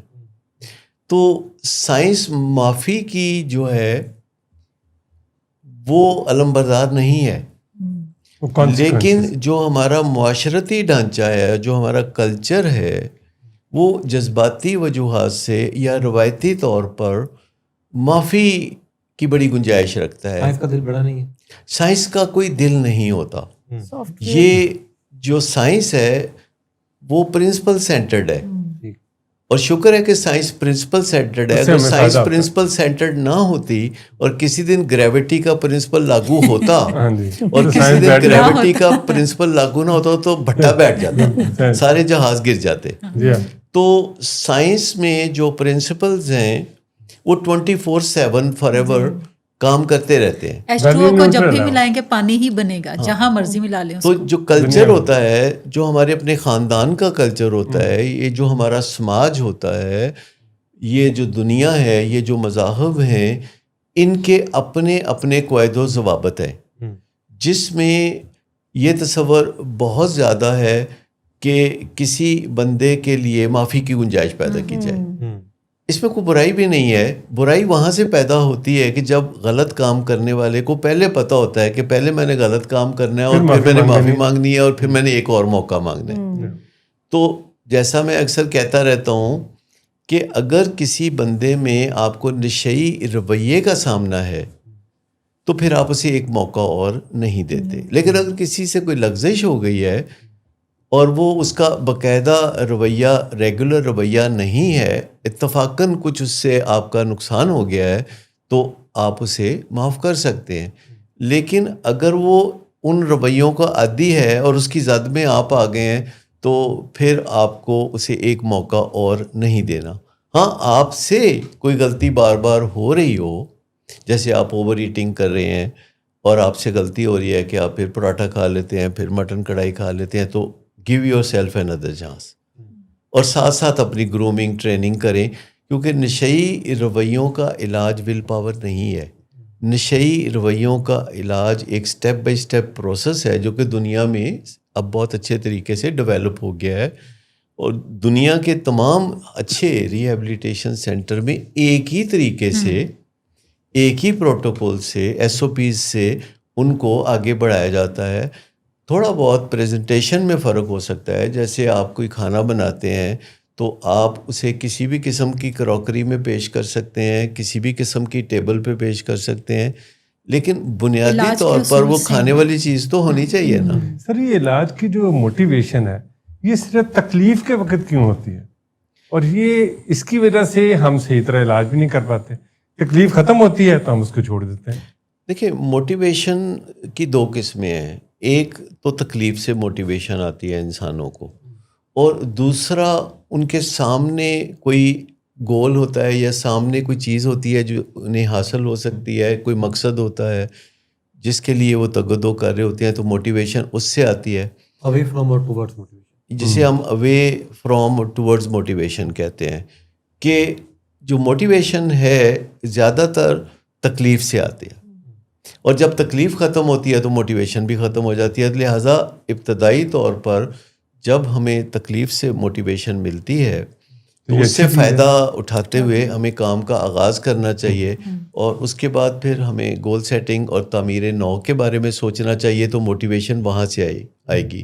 آپ اگر کبھی غور کریں تو ایک 4 سال کے بچے کو جب ماں باپ اسکول چھوڑتے ہیں شروع میں تو ان کے سامنے ایک 18 سال کا سفر ہوتا ہے. 18 سال کی ایجوکیشن ہوتی ہے اور وہ کسی تکلیف کی وجہ سے نہیں ہوتی, وہ ایک روشن مستقبل اور خواب کی وجہ سے ہوتی ہے کہ ہم نے اپنے بچے کو یہ بنانا ہے. تو آپ دیکھیے کہ وہ 18 سال تک والدین آپ کو تھک کر نہیں دیتے, لیکن ہمارے پاس 100 دن کے لیے پیشنٹس آتے ہیں اور ان کے والدین کتنی جلدی تھک جاتے ہیں کیونکہ ان کی تکلیف ختم ہو جاتی ہے اور ان کے آگے کوئی ایسا خواب نہیں ہوتا. At the end of the tunnel ان کو روشنی دکھانے کی ضرورت ہے. تو ہم جب علاج شروع کرتے ہیں اور یہ جو ٹیون ان سیشن ہے اس میں ہم سمجھتے ہیں کہ جس تکلیف سے وہ ہمارے پاس پہنچے ہیں اس تکلیف سے علاج آگے نہیں چلے گا. علاج کو آگے چلانے کے لیے ہمیں انہیں کوئی روشن مستقبل دکھانے کی ضرورت ہے. ہمیں ان کے پیارے کے بارے میں کوئی منصوبہ دینے کی ضرورت ہے کہ جو ہم ان کو اچھی طرح سمجھا سکیں اور بار بار سمجھا سکیں تو اس سے وہ خواب سامنے آئے گا اور اس سے وہ تعمیر نو کا جو ایک پروسیس ہے تو پھر ان کو 100 دن ری ہیب کے اندر اور 100 دن ری ہیب کے بعد زیادہ نہیں لگیں گے. تو والدین کے لیے جب ہم یہ دیکھتے ہیں کہ وہ تکلیف سے آئے ہیں تو جو تکلیف انہیں لے کے ہم تک آتی ہے وہ تکلیف ان کو آگے لے کے نہیں جا سکتی. زندگی میں جیسے اصول ہے کہ جو چیز زندگی میں ہمیں لے کے یہاں تک آئی ہے وہ چیز لے کے ہمیں آگے نہیں جا سکتی. آگے جانے کے لیے نئی ٹکٹ چاہیے. اگر آپ یہاں سے فلائٹ لیتے ہیں اور دبئی جا کے اترتے ہیں تو آگے اگر ہم نے لنڈن جانا ہے یا شکاگو جانا ہے تو اس کے لیے نیا ٹکٹ چاہیے. تو آپ یاد رکھیں کہ کوئی بڑی مشکل سے ہمت کر کے تکلیف کی وجہ سے ریہیب میں آتا ہے, یہ آسان نہیں ہوتا, بہت شیم ہوتی ہے اور اس کے بعد ان کا ذمہ ختم ہو جاتا ہے اور علاج کرنے والوں کا ذمہ شروع ہوتا ہے کہ وہ ایک ایسی فیملی کو جو ٹیون آؤٹ ہے ان کو واپس ٹیون ان کرے. اچھا, یہ ایک اتنا بامانی اتنا بامقصد تعمیری پروگرام ہے کہ اگر ہم اس کے بارے میں ان کو شروع میں ہی پریویو دے دیں, آگاہی دے دیں, تو پھر میں نے ایسے والدین میں کبھی بھی موٹیویشن کی یا تحریک کی کمی ہوتے نہیں دیکھی, یا نا امیدی نہیں دیکھی. جب وہ سمجھ جاتے ہیں ایک سٹرکچر کو, ایک ٹریٹمنٹ پلان کو کہ اس علاج کا جو رزلٹ ہے وہ ہماری بہتری سے شروع ہونا ہے, بیکاز ہم ان کو یہ بھی بتا رہے ہوتے ہیں کہ جو طریقہ کار آپ یوز کرتے رہے, طنز, بے عزتیاں, نوازشیں, تو وہ ایز اے رزلٹ ان کے اندر نا امیدی اور اس طرح کی تکلیف دہ کیفیات کو پیدا کرتے رہے. تو بیسیکلی ٹریٹمنٹ سینٹر کا رول ہے. دیکھیں, نا امیدی کے بارے میں کہنا چاہوں گا کہ جو نا امیدی مریض میں پائی جاتی ہے وہ اس لیے پائی جاتی ہے کہ اس نے علاج گاہ میں آنے سے پہلے اپنے طور پر نجی طور پر بے پناہ کوششیں کی ہوتی ہیں اور ناکامی کا سامنا ہوا ہوتا ہے. تو وہ اپنے دل میں یہ سمجھ لیتا ہے کہ میں بے بس ہوں, میری زندگی تباہ حال ہے اور یہ کسی صورت بہتر نہیں ہو سکتی. آپ اندازہ کریں نا کہ کسی کی سپلی آ جاتی ہے ایک امتحان میں تو بعض اوقات اس کے لیے وہ امتحان پاس کرنا بہتر مشکل ہو جاتا ہے. وہ بھی تو اس کو یہ کہہ رہے ہوتے ہیں کہ تو کچھ نہیں کر سکتا. اچھا, نا امیدی کی یہ دوسری وجہ ہے. لیکن جب فیملی کے نقطہ نظر سے آپ دیکھتے ہیں تو فیملی کو نا امیدی اس وقت ہوتی ہے جب مریض علاج کے بعد کسی دن سگریٹ پی لیتا ہے یا نشے کا کوئی ایک جھٹکا لگ جاتا ہے اس کو, تو فیملی سمجھتی ہے کہ سب کچھ کھو گیا ہے, یہ نہیں ٹھیک ہو سکتا, اور فیملی مایوس ہو جاتی ہے اور اس وقت تک مایوس رہتی ہے جب تک دوبارہ اس کا برا حال نہیں ہو جاتا. تو فیملی کا علاج کی طرف جانا تکلیف کے باعث اور پھر ایک چھوٹے موٹے لیپس کے بعد وہ فیملی کا علاج کو فوری طور پر ترک کر دینا، یہ چیز ان کو ناامیدی کی دلدل میں پھنسائے رکھتی ہے. تو معاشرہ بھی تو ان کو ناامید کرتا ہے. ان کے سامنے ایسی ایگزامپلس ہوتی ہیں کہ فلانے کا بچہ فلانے کا بچہ فلانے کا بچہ، وہ کہتے ہیں ایک رویہ جب ہوا تو یہ شاید ساری زندگی چلے گا. دیکھیے نشے کی بیماری سے جو علاج ہے نا، یہ ایک پروسیس ہے، اور اس پروسیس میں کہیں رستے میں وہ نشہ بھی چھوڑتا ہے. پر خالی نشہ چھوڑنا کافی نہیں. اگر کوئی بندہ نشہ چھوڑ دیتا ہے تو والدین بڑے خوش ہو جاتے ہیں. اصل ضرورت یہ ہے کہ وہ نشہ بھی چھوڑے اور نشئی رویے بھی چھوڑے. تو ہمیں صرف ایک چیز پہ فوکس کرنے کی ضرورت نہیں کہ نشہ چھوڑا کہ نہیں چھوڑا. ہمیں یہ بھی دیکھنے کی ضرورت ہے کہ اس نے نشئی رویوں سے دوری اختیار کی کہ نہیں.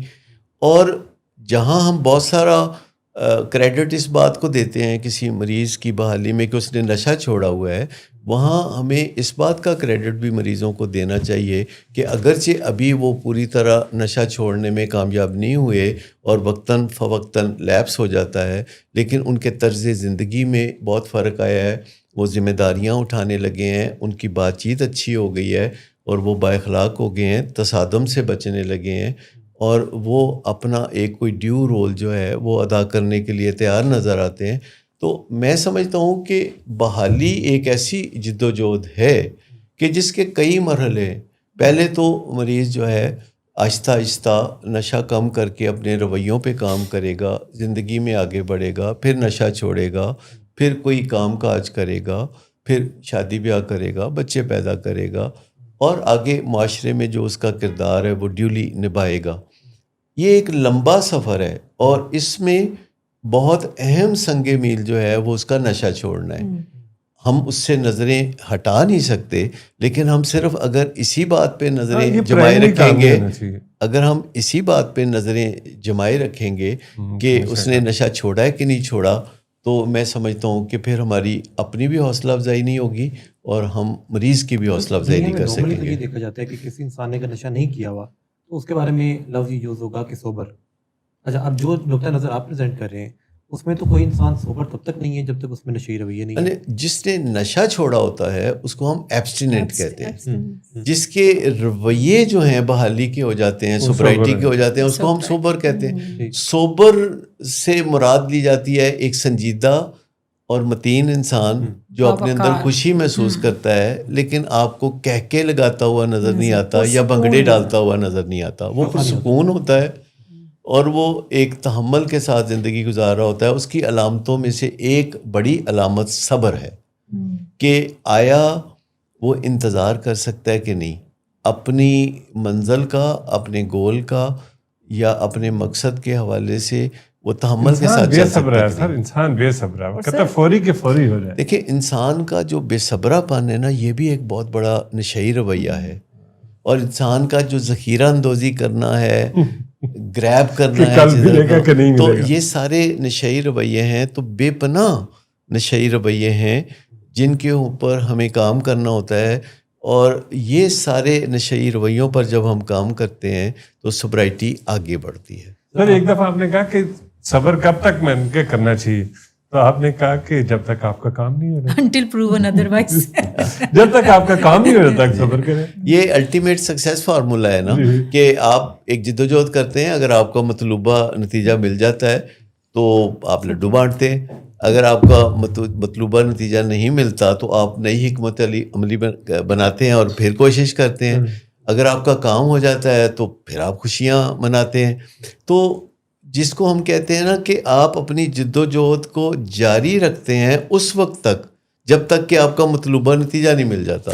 اور اس معاملے میں آپ اپنے جذبات کے ہاتھوں مغلوب ہونے سے بچتے رہتے ہیں. صبر سے مراد یہ بھی نہیں کہ بس ہاتھ باندھ کے تو بیٹھے رہیں کہ شاید یہ کسی دن جو ہے وہ پار لگ جائے. نہیں، یا صبر سے مراد ہے کہ آپ اپنی جد و جہد کرتے رہیں، صحیح ڈائریکشن میں گول اپنا سامنے رکھیں، اور چاہے ایک ایک قدم چلیں اس کی طرف، eventually you will get the. دیکھیں صبر کا مقصد یہ نہیں ہے کہ آپ کسی چیز کے بغیر مطمئن ہو جائیں. صبر کا مطلب ہے کہ آپ انتظار میں بیٹھے رہیں کہ کب میرا مقصد پورا ہوگا.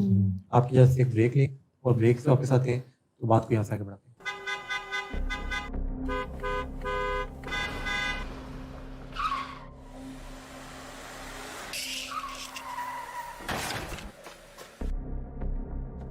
ये इंसान इतनी देर से गेट क्यों खोला? सोए हुए थे तुम क्या? सर मैंने तो मिनट भी नहीं बकवास लगाया। ना करो तुम मेरे साथ। क्या कर रहे हैं आप? अब्बा जी घर पे हैं, नशे में गालियां दे रहे हैं। खुदारा होश में आए, क्या हो गया आपको? होश में कैसे आऊं? सारा किया धरा इन्हीं का तो है। शराब नोशी की वजह किरदार की खराबी नहीं, मूड की खराबी है। शराब नोशी कभी भी नशे की बीमारी में बदल सकती है। नशे की बीमारी हर स्टेज पर काबिले इलाज है। मदद हासिल कीजिए, क्योंकि वो ऐसा नहीं करेगा। विलिंग वेज से मदद हासिल कीजिए, कहीं से भी मदद हासिल कीजिए, लेकिन फौरी मदद हासिल कीजिए। जिस मुआवजे के इंतजार में आपने बहुत देर कर दी, अब वो दस्तक दे रहा है। मदद हासिल कीजिए, मदद हासिल कीजिए, मदद हासिल कीजिए। की जो मुआवनत की जाती है या इश्तार नजरी होती है, अगर ये ना करे कोई फैमिली, तो फिर उसके पास क्या ऑप्शन बचती है? बड़ा शानदार सवाल किया आपने कि आखिर वो हमारा प्यारा है और उसके साथ कुछ ना कुछ तो हमने करना है, चाहे हमें पता ना हो कि हमने क्या करना है। ठीक, वो कहते हैं ना कि बेकार मुबाश कुछ किया कर, पजामा उधेड़ के सिया कर। तो मतलब ये नहीं करना चाहिए। असल बात यह है कि जो हम नवाज़शें करते हैं, तो ये घर के सारे अफराद नवाज़शें नहीं करते, कुछ नवाज़शें करने का ठेका ले लेते हैं। और ये थोड़े नरम दिल इंसान होते हैं जो ये समझते हैं कि अगर मोहब्बत से कोई काम करेंगे, कोई नवाजिश करेंगे, तो इसको आखिरकार रियलाइज़ होगा, हया आएगी, कुछ ये होगा वो होगा, तो वो ये करते रहते हैं। और जब वो नवाजिशें करते करते थक जाते हैं तो वो भी सख्त दिल हो जाते हैं और फिर वो तंज़ करते हैं, तौहीन करते हैं, बुरा भला कहते हैं, जो फिर उनके बस में होता है वो कहते हैं। मैं आपको बताऊं कि नवाजिशें करने की ज़रूरत नहीं। मेरिट का लफ्ज़ जो है हम सबको पता है, और हम अदारों में और मुआशरे में मेरिट का झंडा भी उठा के बहुत फिरते हैं, लेकिन ऐन अपने घर में अपने प्यारों के लिए इस खूबसूरत चीज़ को शजरे ममनुआ समझते हैं और उनके साथ मेरिट नहीं करते। आप देखिए, किसी घर में 4-5 बच्चे हों, नौजवान हों, तो उनमें से मेरिट का कोई मसला नहीं होता। जो एक को चीज़ मिलेगी वो सबको मिलेगी, चाहे कोई मेरिट पे डिज़र्व करता हो या ना डिज़र्व करता हो। मिसाल के तौर पर एक बच्चा है, वो मेरिट पे डिज़र्व करता है कि वो कारोबार कर सकता है, तो वालिदैन उसको कारोबार के लिए रुपया मुहैया कर दें। लेकिन एक बच्चा है, उसका पता है कि वो कारोबार नहीं कर सकता, वो पैसे को ज़ाया कर देगा, तो उसको भी कारोबार के लिए मुहैया पैसे ज़रूर करने। एक बच्चा है जो तालीम में संजीदा है, तो उसकी तालीम पे आप इन्वेस्ट करेंगे।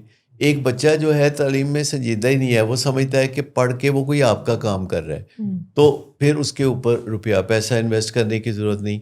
तो नवाजिशें जो हैं सोसाइटी में, जिनको बहुत अच्छा समझा जाता है, ये सिर्फ उस सूरत में किसी के साथ करनी चाहिए, यानी कोई काम, किसी के ऊपर मेहरबानी, कोई किसी का काम आपको उस सूरत में अपने ज़िम्मे लेना चाहिए जब वो खुद नहीं कर सकता। लेकिन अगर वो खुद कोई काम कर सकता है तो अज़राए मेहरबानी, अज़राए कर्टसी, अज़राए मोहब्बत, अज़राए रिश्ता ये काम ना करें, क्योंकि उससे वो रॉन्ग मैसेज लेगा। ये ऐसे ही है कि जैसे आप अपने किसी हमसाये को एक दिन खीर भेजें और वो आराम से खा के आपका बर्तन वापस भेज दे, अगले दिन आप हलवा भेजें तो वो बर्तन भी रख ले, हलवा भी खा ले, अगले दिन आप फल भेजें तो वो वापसी में शुक्रिया भी अदा ना करे, तो कब तक आप ऐसा करते रहेंगे? आपको देखना पड़ेगा कि रेसिप्रोकेट करना रवैये का बहुत ज़रूरी है। दो इंसानों के दरमियान, चाहे वो भाई हों, एक घर के अफराद हों, एक मुआशरे में हमसायगी में रहते हों या कुछ भी हो, तो ये जो पहलू है लेन देन का, जो इंटरडिपेंडेंस का पहलू है, ये बहुत ज़रूरी है। लेकिन लोगों के अंदर एक अज़मत का खप्त होता है कि हम लोगों पे मेहरबानियाँ करते रहें क्योंकि हम अजीम इंसान हैं, चूँकि हम जन्नत में जाने वाले हैं, चूँकि हम शहीद वफा हैं, और अपनी इस तमन्ना में हम दूसरे के अंदर एक बिगाड़ पैदा करते हैं। यानी लोगों को सेलिब्रेट किया जाता है। हाँ, लेकिन असल बात यह है कि ऐसे लोग बड़े जालिम होते हैं, क्योंकि वो दूसरों के अंदर जो सलाहियतों को उभरने नहीं देते, वो उन सलाहियतों को उभरने से पहले ही कुचल देते हैं। तो ये जो नवाजिशें करना है नशे के मरीज़ के साथ, اس کی بجائے آپ ان کی ذمہ داریاں ان کو لوٹا دیں.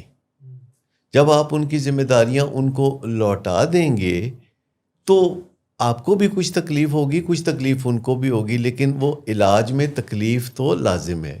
کوئی بھی بیماری ہو تو ٹیکہ لگے گا تو تکلیف ہوگی, کڑوی دوائی ہوگی تو تکلیف ہوگی, آپریشن ہوگا تو تکلیف ہوگی. لیکن اگر اس کے حصے کا کام آپ نہیں کر پاتے یا وہ نہیں کرتا تو پھر آپ کی بھی تو بدنامی ہوتی ہے نا. نہیں, بدنامی ہماری نہیں ہوتی, فیملی کی ہوتی ہے. ہم ایز اے پیرنٹ ہم یہ سوچتے ہیں, اس لیے تو باتوں کو چھپاتے ہیں ہم, اور کوئی کام بھی نہیں, کدھر گیا وہ بچہ, وہ دیکھیں یہ ہمارا پرسیپشن ہے. میں آپ کو ایون یہاں تک کہتا ہوں کہ اداروں میں بھی جو لوگ کام نہیں کرتے اور جو لوگ کام کرتے ہیں ان کو تقریباً ایک جیسے ہی نوازا جاتا ہے. اب یہ بہت خلاف انصاف ہے. تو اصول یہ ہے بیماری کے علاج کے لیے, چاہے ہماری بدنامی ہو یا نہ ہو, اگر ہم نشے کی بیماری سے نجات چاہتے ہیں اپنے پیارے میں, تو لازم ہے کہ ہم اس کی ذمہ داریوں کا چھابا اس کے سر پہ اٹھوا دیں. پہلی چیز ہے اس کی ذمہ داریاں اس کو دے دیں, انیبلنگ بند کر دیں, نوازشیں بند کر دیں, اور اپنے آپ کو گلٹ سے بچا لیں, کیونکہ آپ ایک علاج کر رہے ہیں. مجھے بتائیے, آپ سرجن ہیں, آپ جب نشتر چلاتے ہیں تو آپ کو گلٹ ہوتا ہے؟ نہیں, بالکل بھی نہیں. کیوں نہیں ہوتا بھی؟ آپ خون بہاتے ہیں, آپ کسائی ہیں. نہیں, وہ ظاہر ہے ایک ڈیزیز حصے کو ہم نے جو ہے نا وہ ڈیزیز حصے کو نکالا. انڈرسٹینڈنگ ہے نا. تو آپ جب خون بہاتے ہیں تو وہ نیک کام ہے, اور جب کوئی سڑک پہ دو بندے لڑتے لڑتے خون بہاتے ہیں تو آپ کو کتنے برے لگتے ہیں. نہیں, صحیح بات ہے, لیکن انصاف تو نہیں نا. یہ تو انصاف تو نہیں. اچھا, دوسری چیز ہے کہ بے عزتی کرنا, طنز و تشنیع کرنا, پرووکنگ کرنا, تو مریضوں کو ان کا جو احترام کا حق ہے, جو کہ وہ بطور انسان ایک بنیادی احترام ڈیزرو کرتے ہیں, وہ ان کو دے دیں. تو اگر ہم کسی مریض کو ایٹ دی سیم, اب ان چیزوں کو دونوں کو آپ نا الگ الگ نہ دیکھیں, ان کو ملا کے دیکھیں کہ آپ بڑے احترام سے ان کی ذمہ داریاں ان کو لوٹا دیں. اب مجھے بتائیے اس میں کوئی فرق آیا کہ دونوں چیزوں کو جب آپ علیحدہ علیحدہ دیکھتے ہیں اور دونوں چیزوں کو جب آپ اکٹھے کرتے ہیں کپلیٹ کی شکل میں, کہ آپ نے بڑے ہی احترام کے ساتھ ان کی ذمہ داری ان کو اٹھوا دی. لیکن اگر وہ ذمہ داریاں نبھا نہ پایا پھر یہ جب وہ ذمہ داریاں نہیں نبھا پائے گا تو آپ ذمہ دار نہیں ہیں, وہ اس کی ذمہ داریاں تھیں, اور وہ جلد ہی سمجھ جائے گا کہ یہ ذمہ داریاں میں اس لیے نہیں نبھا پایا کہ میں نشے کی بیماری میں مبتلا ہوں, مجھے علاج میں جانا چاہیے. زیادہ تر یہ فیملیز جو جو پاور ہے لیسنس ہے نشے کی بیماری میں, انسان جو بے بسی یا بے طاقتی محسوس کرتا ہے کہ میں چاہوں یا میں نہ چاہوں مجھے نشہ کرنا پڑتا ہے, اور جب میری زندگی خراب ہوتی ہے تو میں کس نتیجے پہ پہنچوں گا کہ مجھے یہ کام دھندا چھوڑ دینا چاہیے. اور جب میں یہ کام دھندا چھوڑنے کا فیصلہ کرتا ہوں اپنی ول پاور کے ذریعے, تو مجھے یہ کام مجھ سے ہوتا نہیں. وہ تو بڑی آسانی سے تو پھر مجھے کوئی نہ کوئی تلاش کرنا پڑے گا ایسا بندہ جو کہ مجھے اس قسم کے جنون سے یا نشے کی بیماری سے شفا یابی کی طرف لے جائے. تو ایک power greater than your self کا تصور آ گیا, جو ماں باپ بھی ہو سکتے ہیں, کاؤنسلر بھی ہو سکتے ہیں, ڈاکٹرز بھی ہو سکتے ہیں. تو پھر آپ دیکھیں کہ اسٹیپ 1 کہتا ہے کہ آپ نے مسئلے کو پہچان لیا, اور اسٹیپ 2 یہ کہتا ہے کہ آپ نے وہ بندہ ڈھونڈ لیا کہ جس نے آپ کی مدد کرنی. یہ جو وقتی طور پہ خلا پیدا ہوتا ہے جب فیملی جو ہے وہ ذمہ داریاں چھوڑتی ہے اور پیشنٹ ابھی لے نہیں پا رہا, تو ایک کرائسس کی سی سچویشن ہے. سو ایسے میں فیملی کو تھوڑا صبر کے ساتھ کام کرنا ہے کہ فیملی کے اندر جو بے چینی پیدا ہوتی ہے اس کے اوپر وہ کام کرنے کی طرف جائے, اور اپنے مقصد کے ساتھ لائل رہے. مقصد اس کا اپنے بچے کو نشے کی دلدل سے نکال کر ایک بہتر زندگی کی طرف لے کر جانا ہے. مقصد اس کی ذمہ داریاں اٹھانا نہیں ہے. لیکن ایونچولی جو کرائسس بیماری پیدا کر رہی ہے, ٹائم اینڈ اگین فیملی بڑی اچھے طریقے سے ساری وہ صفائی کرتی ہے, اور پیشنٹ سمجھتا ہے کہ ابھی کوئی مسئلہ نہیں ہے, میں آگے چل کے نشہ چھوڑ ہی دوں گا. ایک چیز یہ بھی سمجھنے میں آتی ہے کہ کوئی بھی پیشنٹ جو ہے اس کا کوئی درینہ خواب نشے کی زندگی میں جانا نہیں ہوتا, نہ اپنی زندگی تباہ کرنا ہوتا ہے. اس کا خیال ہوتا ہے کہ اگلے سال, اگلے 6 ماہ کے بعد, کوئی اگلے 2 سال کے بعد میں نشہ آخر چھوڑ ہی دوں گا, میں نے کون سا لائف ٹائم کرنا ہے. لیکن یہ جو اگلا سال کبھی بھی نہیں آتا اور اس میں 10 سال 20 سال گزر جاتے ہیں, فیملی بڑی تیزی کے ساتھ ان سارے کرائسس کو جو کہ بیماری پیدا کر رہی ہوتی ہے ایک الارم کی صورت میں, تاکہ پیشنٹ ہیلپ سیک کرنے کی طرف جا سکے. اگر محض فیملی انٹروین نہ کرے اس چیز کے اندر، دخل نہ دے اور دور تھوڑا کھڑی ہو جائے، تو دین پیشنٹ جلدی سے علاج کی طرف آئے گا. پہلے فیملی کو انڈرسٹینڈ کرنا ہاں، اور ایسے میں جو مشکل فیصلے ہیں وہ فیملی کو کرنے ہوتے ہیں، اور مشکل یہ فیصلے ہیں کہ اپنے دل کو تھوڑا سا سنبھالنا پڑتا ہے اور بچے کی بہتری کے لیے کوئی ڈیسیجن کرنا پڑتا ہے. اچھا، اس میں میں سمجھتا ہوں کہ جو اسٹرکچر ہے ہمارا، جس میں شروع کے 12 دن ہم فیملی کو مریض سے روزانہ ملواتے ہیں، جنہیں ہم ٹچ اینڈ گو میٹنگ کہتے ہیں. ان 12 میٹنگز میں، جو کہ بڑی مختصر میٹنگز ہوتی ہیں، جب فیملی مریض کے داخلے کے اگلے ہی دن آ کے اس کے کمرے میں جا کے کاؤنسلر کے ہمراہ ملتی ہے، تو ان 12 دنوں میں ایک کاؤنسلر کے لیے یا سائیکالوجسٹ کے لیے وافر موقع ہوتا ہے کہ وہ دیکھ لے کہ فیملی کس قدر ٹیون آؤٹ ہے، فیملی میں روگی پن ہے کہ نہیں، نا امیدی کے بارے میں کیا صورتحال ہے، فیملی کے اندر ڈپریشن کا ایلیمنٹ کیا ہے، ایمبیولنس کتنی ہے، یعنی دوہری سوچ، ڈبل مائنڈڈنس کتنی ہے. تو جب ہم 12 دنوں میں یہ اسیسمنٹ کرتے ہیں، تو 13ویں دن سے جو ٹیون ان سیشن میں فیملی آنا شروع ہوتی ہے، تو ٹیون ان سیشن میں فیملی کو پہلی دفعہ پتہ چلتا ہے کہ ہم یہ جو شاپنگ کرنے آئے تھے، یہ تو کوئی اور چیز سوچ کے آئے تھے، تو بڑا سنجیدہ کام ہے. اور پھر ہم انہیں بتانا شروع کرتے ہیں کہ کس طرح آپ آئے تو اپنے مریض کے لیے ہیں، لیکن مریض کے ہمراہ رہتے ہوئے جس طرح آپ میں کچھ منفی جذبات پیدا ہو گئے ہیں، نا امیدی ہو جاتی ہے، کبھی آپ کو غصہ آ جاتا ہے، تو اس کو کوڈپینڈنسی کہتے ہیں یا روگ کہتے ہیں. اور آپ آئے تو اپنے پیارے کے لیے تھے، لیکن یہ ہم اپنی طرف سے آپ کو تحفہ دینا چاہتے ہیں کہ آپ کی فیلنگز ہیل ہو جائیں، آپ کی جوش و جذبے زندگی گزارنے کے واپس آ جائیں. تو پھر ہم انہیں یہ ایک تصور دیتے ہیں کہ یہاں پہ آپ کے لیے بھی بونس میں بہت کچھ ہے، اور جو ٹائم آپ انویسٹ کر رہے ہیں اپنے پیارے کے لیے، اس سے صرف اس کو فائدہ نہیں ہوگا، آپ کو بھی ہوگا. اور اس مرحلے کے بعد، ٹیون ان سیشنز کے بعد، اس کی پھر باری آتی ہے کہ وہ پیشنٹ کو انٹرونشن ڈیٹا پریزنٹ کرنا ہوتا ہے. پیشنٹ کو ان واقعات کے بارے میں لکھ کے باقاعدہ بتانا ہوتا ہے کہ جن کے نتیجے میں انہوں نے علاج کا فیصلہ کیا تھا. اور وہ واقعات ہوتے ہیں جن میں مریض کے نشے کی زندگی سے کچھ موقعوں کو چنا جاتا ہے، جہاں کوئی نقصان ہوا تھا، جہاں کوئی بدنامی ہوئی تھی، یا کوئی حادثہ ہوا تھا، یا کوئی بھی قباحت پیدا ہوئی تھی، اور وہ ایسا واقعہ تھا جو مریض جو ہے اس سے انکار نہیں کر سکتا، بحث مباحثہ یا کج بحثی نہیں کر سکتا، اور وہ اس کو تھوڑا ریئلائزیشن میں مدد ملے گا. اور چونکہ یہ واقعہ کوئی تازہ نہیں ہوتا، اور چونکہ اس جو ڈیٹا پریزنٹیشن ہے، انٹرونشن، اس کے لیے مینٹلی تیار کیا جاتا ہے پیشنٹ کو اور فیملی کو. کیا یہ غصے کا اظہار ہوگا؟ نہیں، یہ تو کنفرنٹیشن اس غصے کا اظہار ہے. کنفرنٹیشن جو ہوتی ہے وہ تو علاج میں جب مریض آ جاتا ہے تو کنفرنٹیشن سیکھی ہوتی ہے نا سر.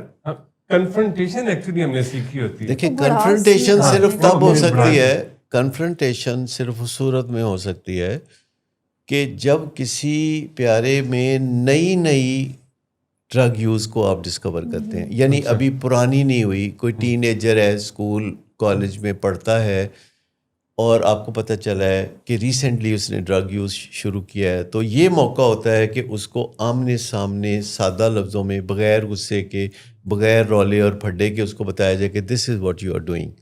لیکن اس وقت ہم کہتے ہیں نہیں، جھجک ہوتی ہے، حیا ہوتی ہے، شرم ہوتی ہے.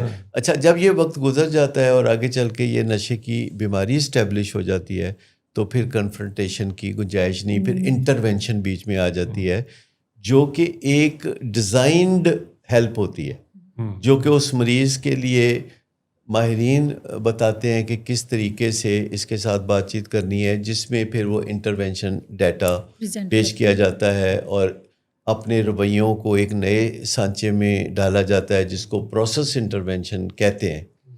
اچھا، یہ سب کچھ کرتے کرتے تقریباً 40-45 دن گزر جاتے ہیں. اب دور آتا ہے جو مریض نے جانا ہوتا ہے ایک نئے مرحلے میں، اور فیملی نے بھی جانا ہوتا ہے، جسے ہم کہتے ہیں اسٹیک ہولڈر سیشن، کہ اس منصوبے میں ماں باپ یعنی فیملی، مریض، خود جس کو نشے کی بیماری ہوتی ہے اور علاج کرنے والے، ان کو ہم سٹیک ہولڈرز کہتے ہیں، کیونکہ ان کا نفع نقصان جو ہے اس منصوبے کی کامیابی سے وابستہ ہوتا.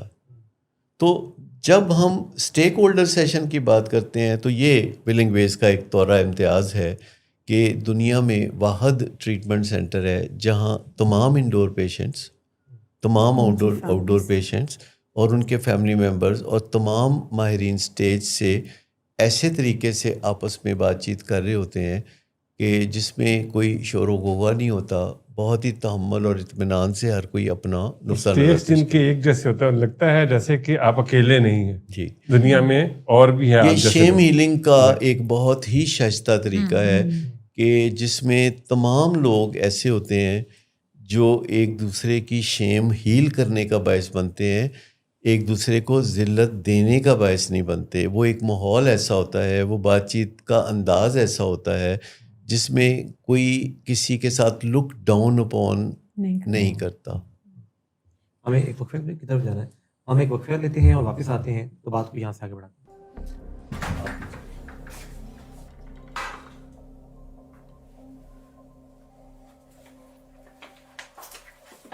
آج پھر بھی کرایا نہیں تو ان بچوں کا خیال کر لو.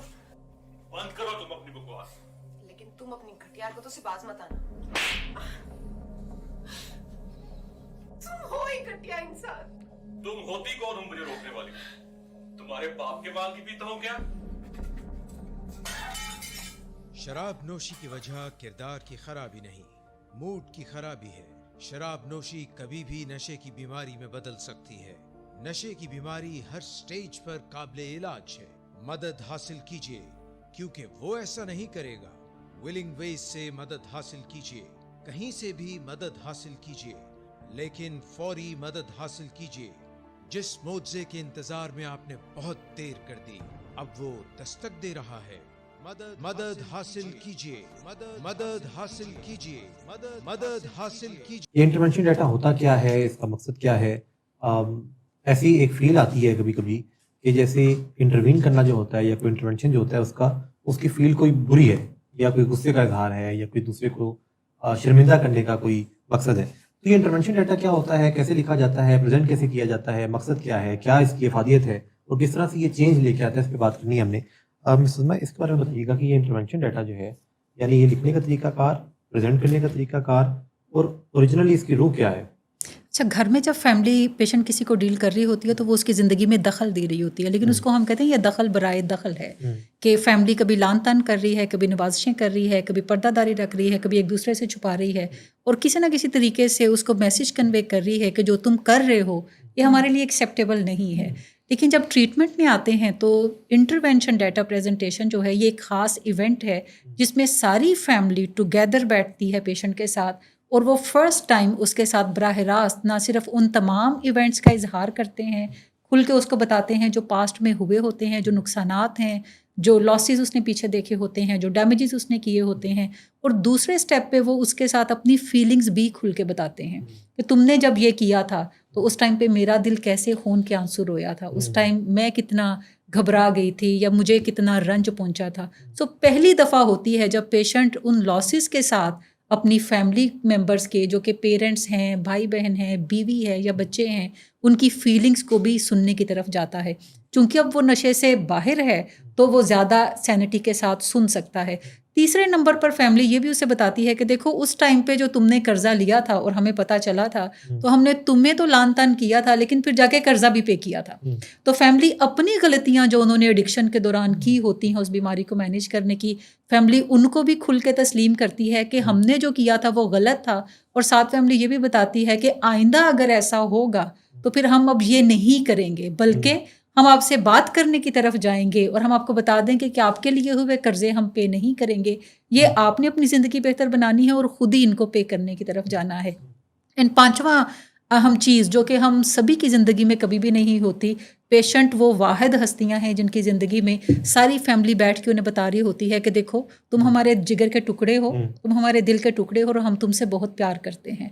और जब ये सारे लोग बैठ के बताते हैं तो मैंने देखा है पेशेंट्स को एट दी एंड को वो बुलक रहे होते हैं, वो रो रहे होते हैं और अपनी तकलीफ़ को छुपा रहे होते हैं। उन्हें शेम फील हो रही होती है कि ये मैंने अपने प्यारों को कितना नुकसान या कितनी तकलीफ़ मैंने पहुंचाई है।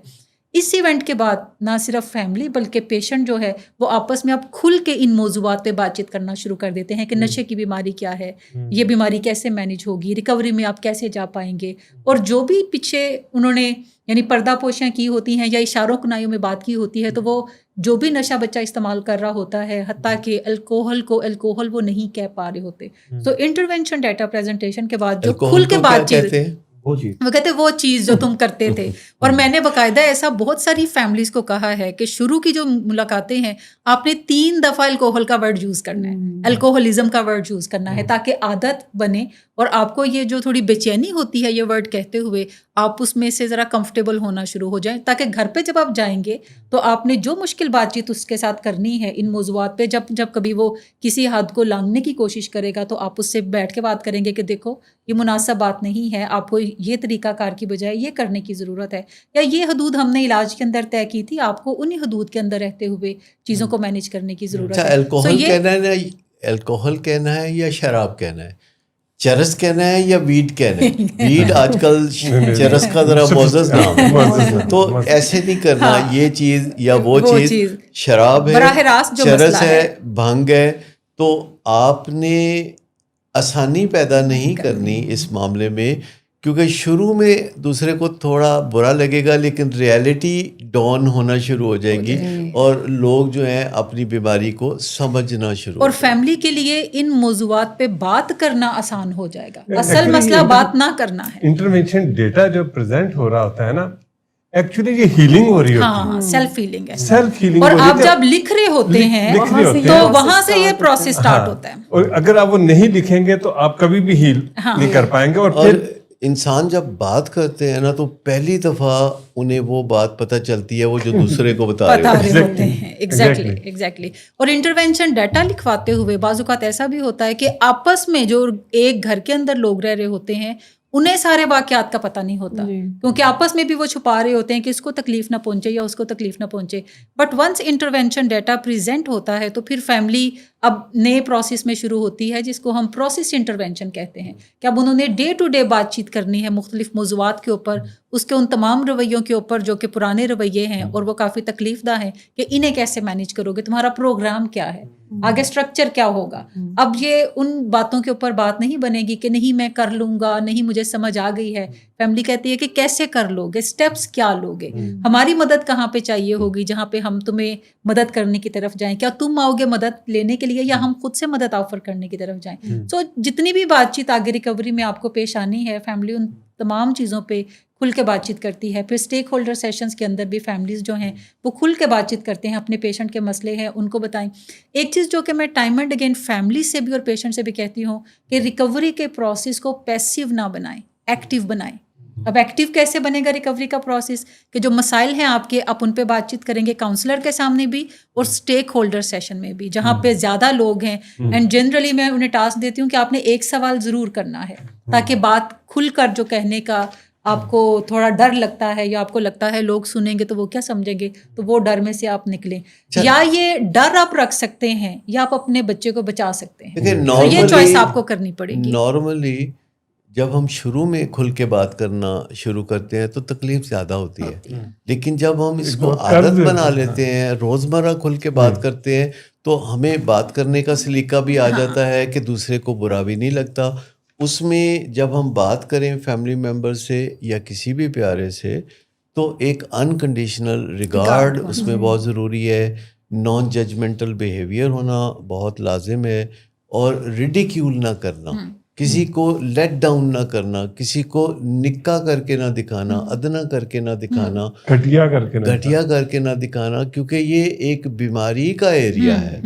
इसमें एहतराम जो है किसी भी बीमार का एक बड़ा बुनियादी हक है दूसरे इंसान पर जो उसके तीमारदारी पे है या उसका फैमिली मेम्बर है या इलाज करने वाला है। अच्छा, एक और नुक्ता मैं यहाँ पे वाज़ह करना चाहूँगी कि आमतौर पे जब फैमिलीज इलाज में आती हैं तो वो बार बार ये भूल जाती हैं कि ये जो बच्चा है ये बीमार है, और वो कहती हैं कि देखें ना, बाकी सबका तो खुशी करने का दिल चाहता है, हम इसको बुनियादी हक से महरूम ना करें। तो जब भी हम किसी को बीमार कैटेगरी के अंदर रखते हैं तो इसका मतलब है कि अब उसके जो बुनियादी हकूक थे वो हट गए, अब कुछ स्पेशल हकूक उसके जन्म उन्होंने ले लिया, अब हमने उन हकूक के ऊपर उसको परखना है और रखना है और ट्रीट करना है। जैसे डायबिटीज का मरीज है तो मिठाई पे वो अपना हक खो गया है, हालांकि ये बुनियादी हक है तमाम इंसानों का कि वो अपनी मनपसंद मिठाई या कोई चीज़ खाएं, तो लेकिन जो है बीमारियों में कुछ जो रिस्ट्रिक्शंस लग जाती हैं उनका एहतराम ज़रूरी है।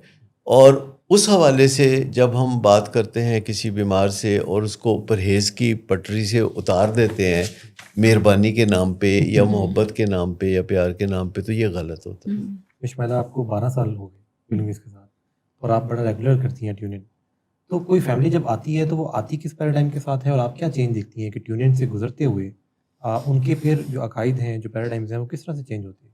कि ट्यून इन का नाम ही अगर आप गौर करें ना, तो जो ट्यून आउट फैमिली होती है ना, तो उनको ट्यून इन का मतलब ये है कि वो इस नज़रिए पे लाना कि इस इलाज में जब आप चाहे तकलीफ़ की वजह से ही आए हैं तो there is a direction of a treatment जिसमें जाए बगैर ना तो फैमिली रिजल्ट्स ले सकती है, तो जाहिर सी बात है पेशेंट भी नहीं ले सकता।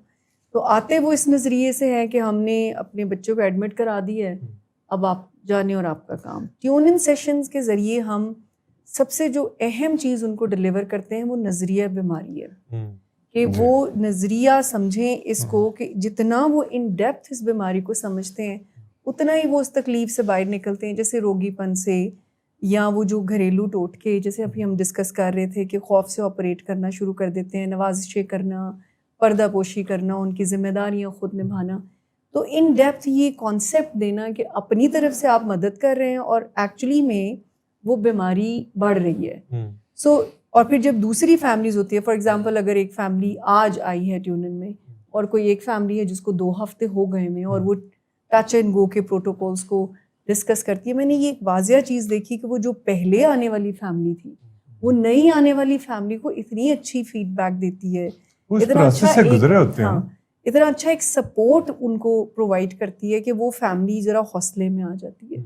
सो इलाज की तरफ लाना, इलाज में फैमिली का क्या रोल है, ये ट्यून इन सेशन से ही फैमिली को हम डिलीवर करते हैं कि आना, मरीज़ से मिलना, उसका हालचाल पूछना, ये यहाँ का फॉर्मेट नहीं है। आप आएँ, अपना रोल पहचानें, बीमारी के नज़रिए को समझें और बेहतरीन असूल सीखें। जैसे अभी मैम ने इन डिटेल बताया इंटरवेंशन, ये वो तरीक़ाकार है कि आप वाज़िया तौर पर बताते हैं कि आपका लव्ड वन काबिल एहतराम है, लेकिन जब आप उसके साथ मेरिट पे डील करेंगे, उसके साथ आप एक इंटरवेंशन करेंगे, तो आपने बेइज्जती किए बगैर उसकी इस्लाह कैसे करनी है, और ये फैमिली बहुत अच्छे से समझना। और एक्चुअली उनकी जो मिथ होती है ना, उनकी जो एक्चुअली इंटरवेंशन डाटा प्रेजेंटेशन से पहले हमें उन्हें इम्यून करना होता है, डिसेंसिटाइज करना होता है, क्योंकि कोई जो वाक़यात का तज़किरा होने जा रहा है वो ताज़ा नहीं है, वो पुराने हैं।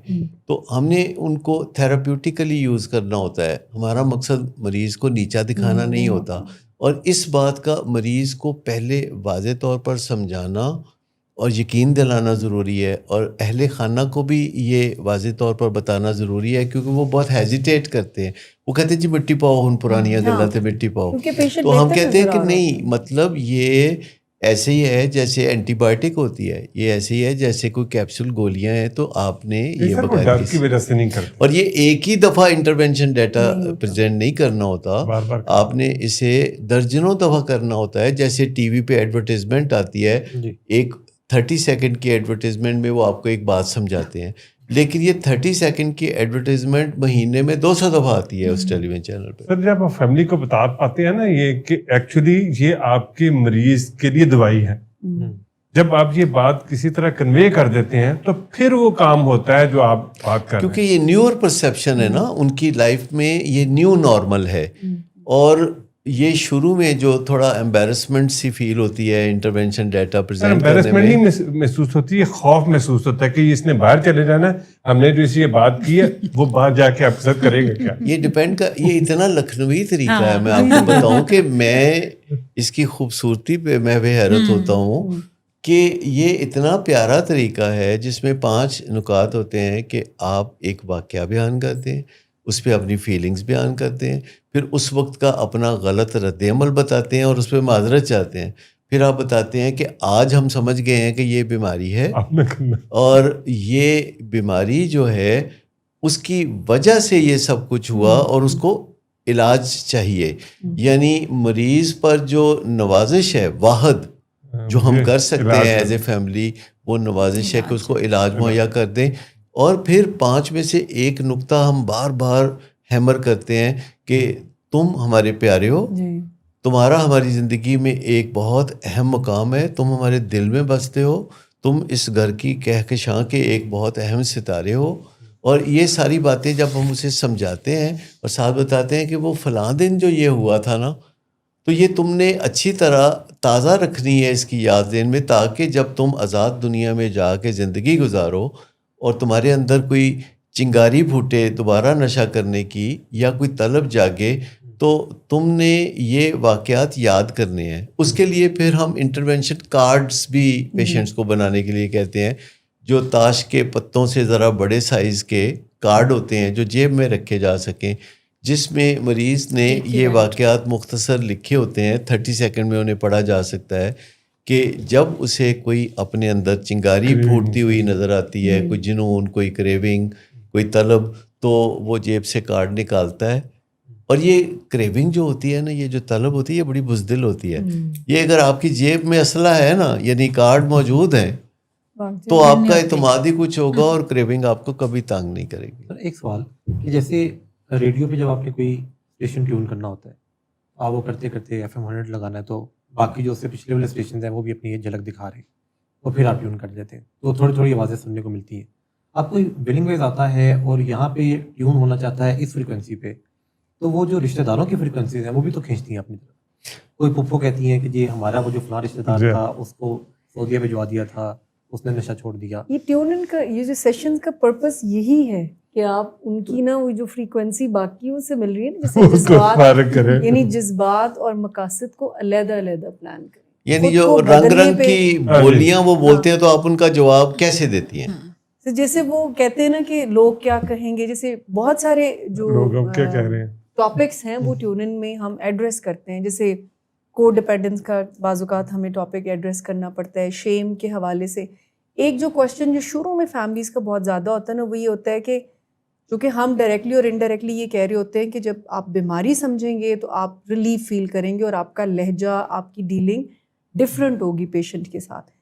تو درمیان میں کوئی ایک پیشنٹ کی فیملی کہتی ہے کہ جب آپ کہتے ہیں کہ جی ہم اس کو بیماری سمجھیں, ایکچولی میں ایک فیملی نے ریسنٹلی مجھے یہ کہا کہ لوکا نہیں تھے ایک گوسپ بن گئی نا, اس کی جو پپھو ہے, ایکچولی میں انہوں نے یہ کہا کہ اس کی جو پپھیاں ہیں وہ بیٹھ کے پوچھ نہیں کوئی سکتا ہم سے کہ وہ کدھر ہے, لیکن آپس میں بات تو کرتے ہیں نا. تو آپ کہتے ہیں کہ کسی کو بتائیں نا, لوگ تو پہلے ساڈا مذاق اور وہ کر رہے ہیں. تو میں نے ان کو پھر یہ بات بتائی کہ اس وقت پرائورٹی جو ہے نا وہ آپ کا لوڈ ون ہے. آپ اگر پہلے نمبر پر اس بات کو رکھ لینا کہ اس کی زندگی بچانی ہے, اور اس زندگی کو بچانے کے لیے آپ کی مدد ہمیں درکار ہے, اور آپ کے اس نظریے کو کہ لوگ کیا کہیں گے یا کوئی کیا کہتا ہے, اس کو فی الحال آپ پیچھے تھوڑا پرائورٹی یہ بعد میں دیکھ لیں گے کہ لوگوں نے کیا کہا تھا. پہلے اپنے آپ کو اس دلدل اور بیماری میں سے نکالنے کی ضرورت ہے. جب ایسا ہم کامیابی سے کر لیں چند سال کے بعد, پھر ہم کہیں گے لوگوں نے کیا کہا تھا, تو آپ کو خیال بھی نہیں آئے گا کہ لوگوں نے کچھ کہا تھا کہ نہیں کہا تھا. سر ٹیونن میں نے یہ دیکھا کہ جیسے جب یہ میں ابھی پچھلے دنوں کی بات کر رہی ہوں, تو جیسے میں نے ان کو بات کر رہی تھی تو وہ خود بھی سمجھ رہی تھی, اور ایک دو فیملی ممبر اور تھے کسی اور پیشنٹ کے, انہوں نے بڑے اچھے طریقے سے ان کو کہا کہ یہ جو ہے نا, لوگ جب آپ کا بچہ ٹھیک بھی ہوگا نا پھر بھی کچھ کہیں گے, تو فی الحال جو آپ نے فیصلہ کیا ہے نا, تو ہم نے اپنی کر کے تو ساری زندگی دیکھی, اب جو علاج آپ کو کہتا ہے نا اس کو کر کے دیکھیں اور پھر دیکھیں کیا. مجھے بتائیے کہ جو لوگ نشہ نہیں کرتے, بہت بہترین زندگی گزارتے ہیں, لوگوں نے کچھ نہیں کہتے, ان کو بھی کہتے ہیں. گانا بھی تو ہے, لوگوں کا کام تو ہے, لوگ کہیں گے, لوگوں کا کام ہے کہنا. تو پھر لوگ کیا کہیں گے اس کی اہمیت ہے بھی, لیکن بہت زیادہ نہیں ہے. اس کی جتنی اہمیت ہے کہ لوگ کیا کہیں گے سنیں, اور اگر کوئی لوگ معقول بات کر رہے ہیں تو اس سے کوئی نتیجہ نکال لیں. لیکن اگر آپ کو لگتا ہے کہ لوگ کوئی نامعقول بات کر رہے ہیں تو ڈیلیٹ کر دیں. آپ اپنے متعلق کیا کہتے ہیں؟ کافی پہلے, شاید 12-13 سال پہلے, کوئی کسی ویڈیو میں یا کسی جگہ پہ کہ لوگ کیا سوچیں گے, یہ بھی ہم سوچیں گے تو لوگ کیا سوچیں گے. یہ بات ٹھیک ہے بالکل. میں آپ سے جاننا چاہتا ہوں مس شمائلہ کہ لوگ آ کے تو کچھ نہ کچھ ایکسکیوزز پیش کرتے ہیں, کچھ پرانی پیراڈائمس پہ بات کرتے ہیں, نظریات پہ بات کرتے ہیں, جو ٹیون ان سیشن کا بنیادی مقصد ہے کہ ان کا قبلہ درست کرنا, ان کا نارتھ درست کرنا. تو کیا کیا باتیں ہیں جو لوگ عام طور پر ٹیون ان سیشن میں کرتے ہیں اور آپ کو ریپیٹیٹیولی ان کا جواب دینا پڑتا ہے؟ سر سب سے پہلے تو وہ جو یہ بات کرتے ہیں نا کہ وی ڈڈ سم تھنگ رانگ, یہ بھی ایک بہت بڑا چیلنج ہے. جب فیملیز آتی ہیں تو چونکہ ہم ان کو یہ بتا رہے ہوتے ہیں کہ یہ ایک بیماری ہے اور اس بیماری میں کسی کا قصور نہیں ہے, تو ایک بات جو مجھے لگتا ہے بار بار فیملی کو پنچ کرتی ہے وہ یہ ہے کہ بہرحال یہ قصور تو ہمارا ہے. ہم نے اگر صحیح پرورش کی ہوتی تو یہ یہاں پہ نہ ہوتا. اچھا, اس کے علاوہ پھر فیملی ایک دوسرے پہ ذرا بلیم کر رہی ہوتی ہے. فادر سمجھتا ہے کہ مدر نے نیگلیکٹ کیا ہے, مدر سمجھتی ہے کہ فادر, یہ جو قصوروار, یہ جو اپنے قصوروں کو ڈھونڈنے بیٹھ جاتے ہیں, اور پھر سوسائٹی کہ تسی کچھ ڈیفینیٹلی غلط کیا ہے اور اللہ تعالیٰ آپ کو اس کی سزا دے رہا ہے. یعنی یہ والے جو کانسیپٹس ہیں نا, فیملی بہت تکلیف میں ہوتی ہے جب وہ آتے ہیں. وہ کھل کے کسی سے بات نہیں کر پاتے اور وہ یہ سمجھ رہے ہوتے ہیں کہ یہ جو ہمارے ساتھ ہو رہا ہے نا یہ ہمارے اعمال ہیں, یا ہمارا کوئی قصور ہے, یا ہماری قسمت خراب ہے, یا ہم پہ جادو ہوا ہے, یا کسی کی نظر لگ گئی ہے. تو یہ وہ جو کامن سینس کے سارے آئیڈیاز ہوتے ہیں نا وہ فیملی بار بار لے کر آتی ہے. پچھلے دنوں ایک فادر نے بہت اچھا سوال کیا, جب میں ان کو یہ کو ڈپینڈنس کے حوالے سے کچھ بتا رہی تھی تو انہوں نے کہا ہم بہت اچھے سے سمجھیں کہ ہمیں نوازشیں نہیں کرنی, ہمیں ذمہ داریاں دینی ہے, ہمیں نا امیدی سے نکلنا ہے خود کو مضبوط کر کے. کیا اس کا کوئی پہلا پیرامیٹر بھی ہوگا کہ ہمیں کیسے پتہ چلے کہ ہم رائٹ ڈائریکشن میں؟ تو میں نے ان کو کہا کہ سب سے پہلے یہ خیال اگر آپ کے ذہن میں پوری طرح سے کلیئرٹی کے ساتھ ہے کہ قصوروار ہم نہیں ہیں, تو یہ وہ پہلا سٹیپ ہوگا کہ you are on the right track, کہ یہ بیماری ہے, وی آر ناٹ یعنی قصوروار, we are not responsible, it is a disease اور اس کا ایک علاج ہے.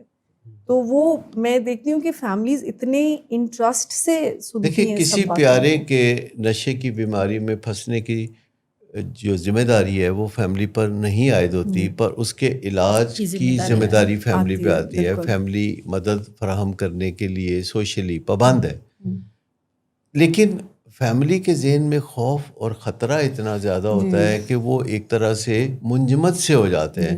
میں آپ کو بتاؤں کہ انسان کا دماغ خطرے کو فیس کرنے کے لیے تو بنا ہے, لیکن وہ خطرے میں بسنے کے لیے نہیں بنا. یعنی آپ اپنے دماغ کو ٹیون کر سکتے ہیں کہ وہ خطرے کو فیس کر کے خطرے میں سے نکل جائے, لیکن اگر وہاں قیام کا ارادہ بن جائے, پڑاؤ ڈال لیں آپ, تو اس سے بہت زیادہ جو مشکلات پیش آتی ہیں.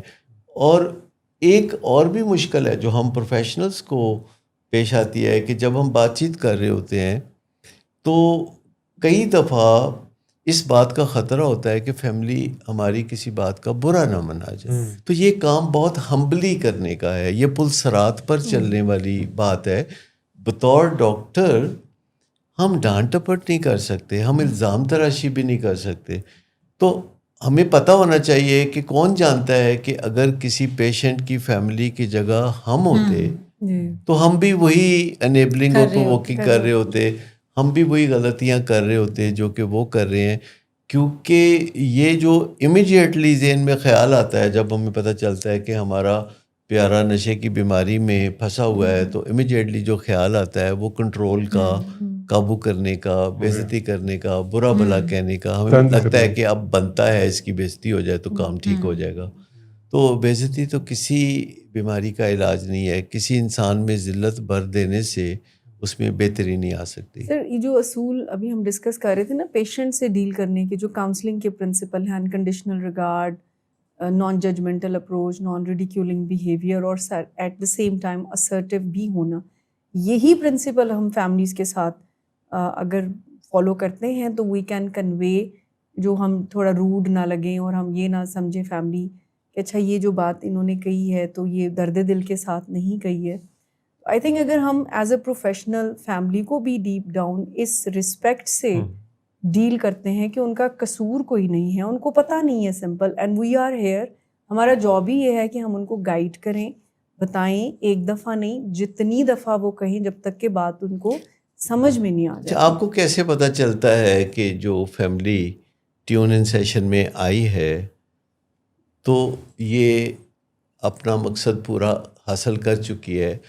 ایک ٹیون آؤٹ فیملی آتی ہے ٹیون ان سیشن میں اور ٹیون ان ہو جاتی ہے تو اس کے چہرے میں, اس کی باڈی لینگویج میں, اس کے لب و لہجے میں اور اس کی گفتگو میں, اس کے لفظوں میں کیا فرق آتا ہے؟ سر خوف کم ہو جاتا ہے, وہ فیئر سے آپریٹ نہیں کرتے, دے ہیو دس کانفیڈینس کہ ہمیں ایک ڈائریکشن, چونکہ مقصد ہی ڈائریکشن بتانا ہے نا کہ یہ ہے وہ ٹریک جس پہ آپ چلیں, تو ان کے اندر جو وہ ایک سوال ہوتا ہے نا باہر آ کے کیا کرے گا, دوبارہ تو نہیں کر لے گا, تو ان کو وہ ایک فیئر سے وہ آپریٹ نہیں کرتے, they start operating with principle, یعنی یہ بات ان کو آئیڈیا سمجھ آ جاتا ہے کہ یہ کامن سینس سے تو ٹھیک ہونے والا مسئلہ نہیں ہے.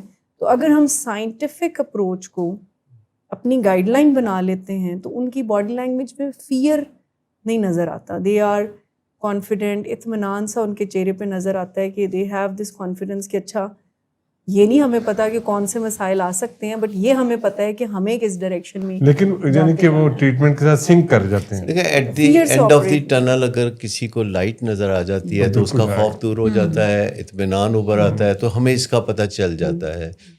اور یہ بات کہ ہمارا مسئلہ حل ہو جائے گا ابھی نہیں, آگے چل کے کسی سٹیج پہ حل ہو جائے گا, یہ بات بھی بہت پر امید کرتی ہے. اور ہم پروفیشنلز کے لیے یہ بڑا لازم ہے کہ جہاں ہم سائنسی حقائق بیان کرتے ہیں وہاں ہم امید کی کرنیں بھی بکھیرتے رہیں, کیونکہ سب سے پہلے ہم بتاتے ہیں کہ یہ بیماری کیا ہے, پھر ہم وہ سٹیپس بتاتے ہیں کہ اس میں سے نکلنے کے طریقے کیا ہیں, پھر ہم بتاتے ہیں کہ آگے چل کے اگلے سٹیپ پہ کیا ہوگا, کیونکہ بیماری بھی پریڈکٹیبل ہے, علاج بھی پریڈکٹیبل ہے. آج سے 100 سال پہلے ماہرین کو بالکل پتہ نہیں ہوتا تھا کہ کون مریض نشے کے علاج کے بعد نشے سے نجات حاصل کرے گا اور کون نہیں کرے گا. لیکن اب دنیا میں سائنس اتنی ترقی کر چکی ہے, اگرچہ اس کے کوئی لیبارٹری ٹیسٹ تو نہیں ہے, لیکن جو لوگ روزمرہ اس فیلڈ میں کام کرتے ہیں ان کو مریض کے لب و لہجے سے, مریض کی باڈی لینگویج سے, فیشیل ایکسپریشن سے, ٹون آف وائس سے, سوال جواب سے پتہ چل جاتا ہے کہ مریض جو ہے ریکوری میں جا رہا ہے یا نہیں جا رہا. ان کو ہم کہیں گے کہ یہ ہمارے مریض کی جو بیماری ہے اس میں جو وائٹل بیہیویئرز ہم کیسے چیک کرتے ہیں, اس کی ایگو کیسی ہے, اس کا رویہ کیسا ہے, کیا وہ اپنی بیماری کو سمجھا ہے کہ نہیں سمجھا, کیا اس کو پریویو ملا کہ نہیں کہ نشہ چھوڑنے کے بعد اس کی زندگی کیسے بہتر ہوگی, کیا اس کو یقین ہے کہ اس جد و جہد کے بعد اس کی زندگی خوشحالی کی طرف گامزن ہو جائے گی. میں سمجھتا ہوں کہ انسانوں کو یہ بہت اچھی طرح سمجھ لینا چاہیے کہ جو کچھ بھی وہ کریں گے اس کے مطابق نتائج ہوں گے. ہاں کبھی کبھار اس سے ہٹ کے نتائج بھی ہو سکتے ہیں کسی حادثے کی وجہ سے, کسی بدقسمتی کی وجہ سے, بٹ بائی اینڈ لارج ہم لوگ جو کچھ بھی کرتے ہیں ہم جو کریں گے وہ بھریں گے. لہٰذا جب ہم ایک مثبت جد و جہد کرتے ہیں تو ہمارے ذہن میں یہ خیال بھی مثبت ہونا چاہیے کہ اس کے نتیجے میں ہماری زندگی خوبصورت ہو جائے گی. لیکن معاشروں میں پرانا خیال, قسمت کی باتیں, یہ چیز یا وہ چیز چلتی رہتی ہے. ہم 100% موقع پہ تو نہیں کہتے کہ انسان جو کرتا ہے اس کے مطابق ہی اس کا نتیجہ اس کو ملتا ہے, لیکن 95% موقع پہ انسان جو کرتا ہے اس کو اس کے مطابق ہی نتیجہ ملتا ہے. تو پرابیبلٹی کافی ہائی ہے. اگر 95% موقع پہ انسانوں کو ان کے اپنے ہارڈ ورک اور سمارٹ ورک کا نتیجہ ملتا ہے. تو دیر از انف ریزن کہ وہ ہارڈ ورک اور سمارٹ ورک پہ گامزن رہیں اور اللہ تعالیٰ سے فضل کی آس لگائیں. اللہ تعالیٰ کسی کی محنت ضائع نہیں کرتا, انسان کے لیے بس وہی ہے جس کی وہ صحیح کرتا ہے. اللہ کسی کی محنت ضائع نہیں کرتا اور اس کا نتیجہ بھی نکلتا ہے. یعنی جیسے ہم اس شو کے ذریعے دیکھتے ہیں کہ لوگ بہتری کے سفر کی طرف آتے ہیں, بے شمار جو انکوائریز آ رہی ہوتی ہیں بلنگ ویز پہ, تو وہاں سے پتہ لگتا ہے کہ لوگ یہ بتاتے ہیں کہ ہم آپ کا شو دیکھتے ہیں, وہاں سے سیکھتے ہیں, اور پھر اس کے ذریعے ہم نے رابطہ کیا. ڈاکٹر صاحب کے ذریعے آپ کا بہت شکریہ, ڈاکٹر حماد آپ کا بہت شکریہ, مشملہ آپ کا, اور میڈم عثمان آپ کا بہت شکریہ. ناظرین آپ کا بہت شکریہ کہ آپ یہ پروگرام دیکھتے ہیں, پسند کرتے ہیں, اپنی فیملی کے ساتھ شیئر کرتے ہیں اور اس سے استفادہ کرتے ہیں. اپنا اور اپنے پیاروں کا بہت خیال رکھیے. اللہ حافظ.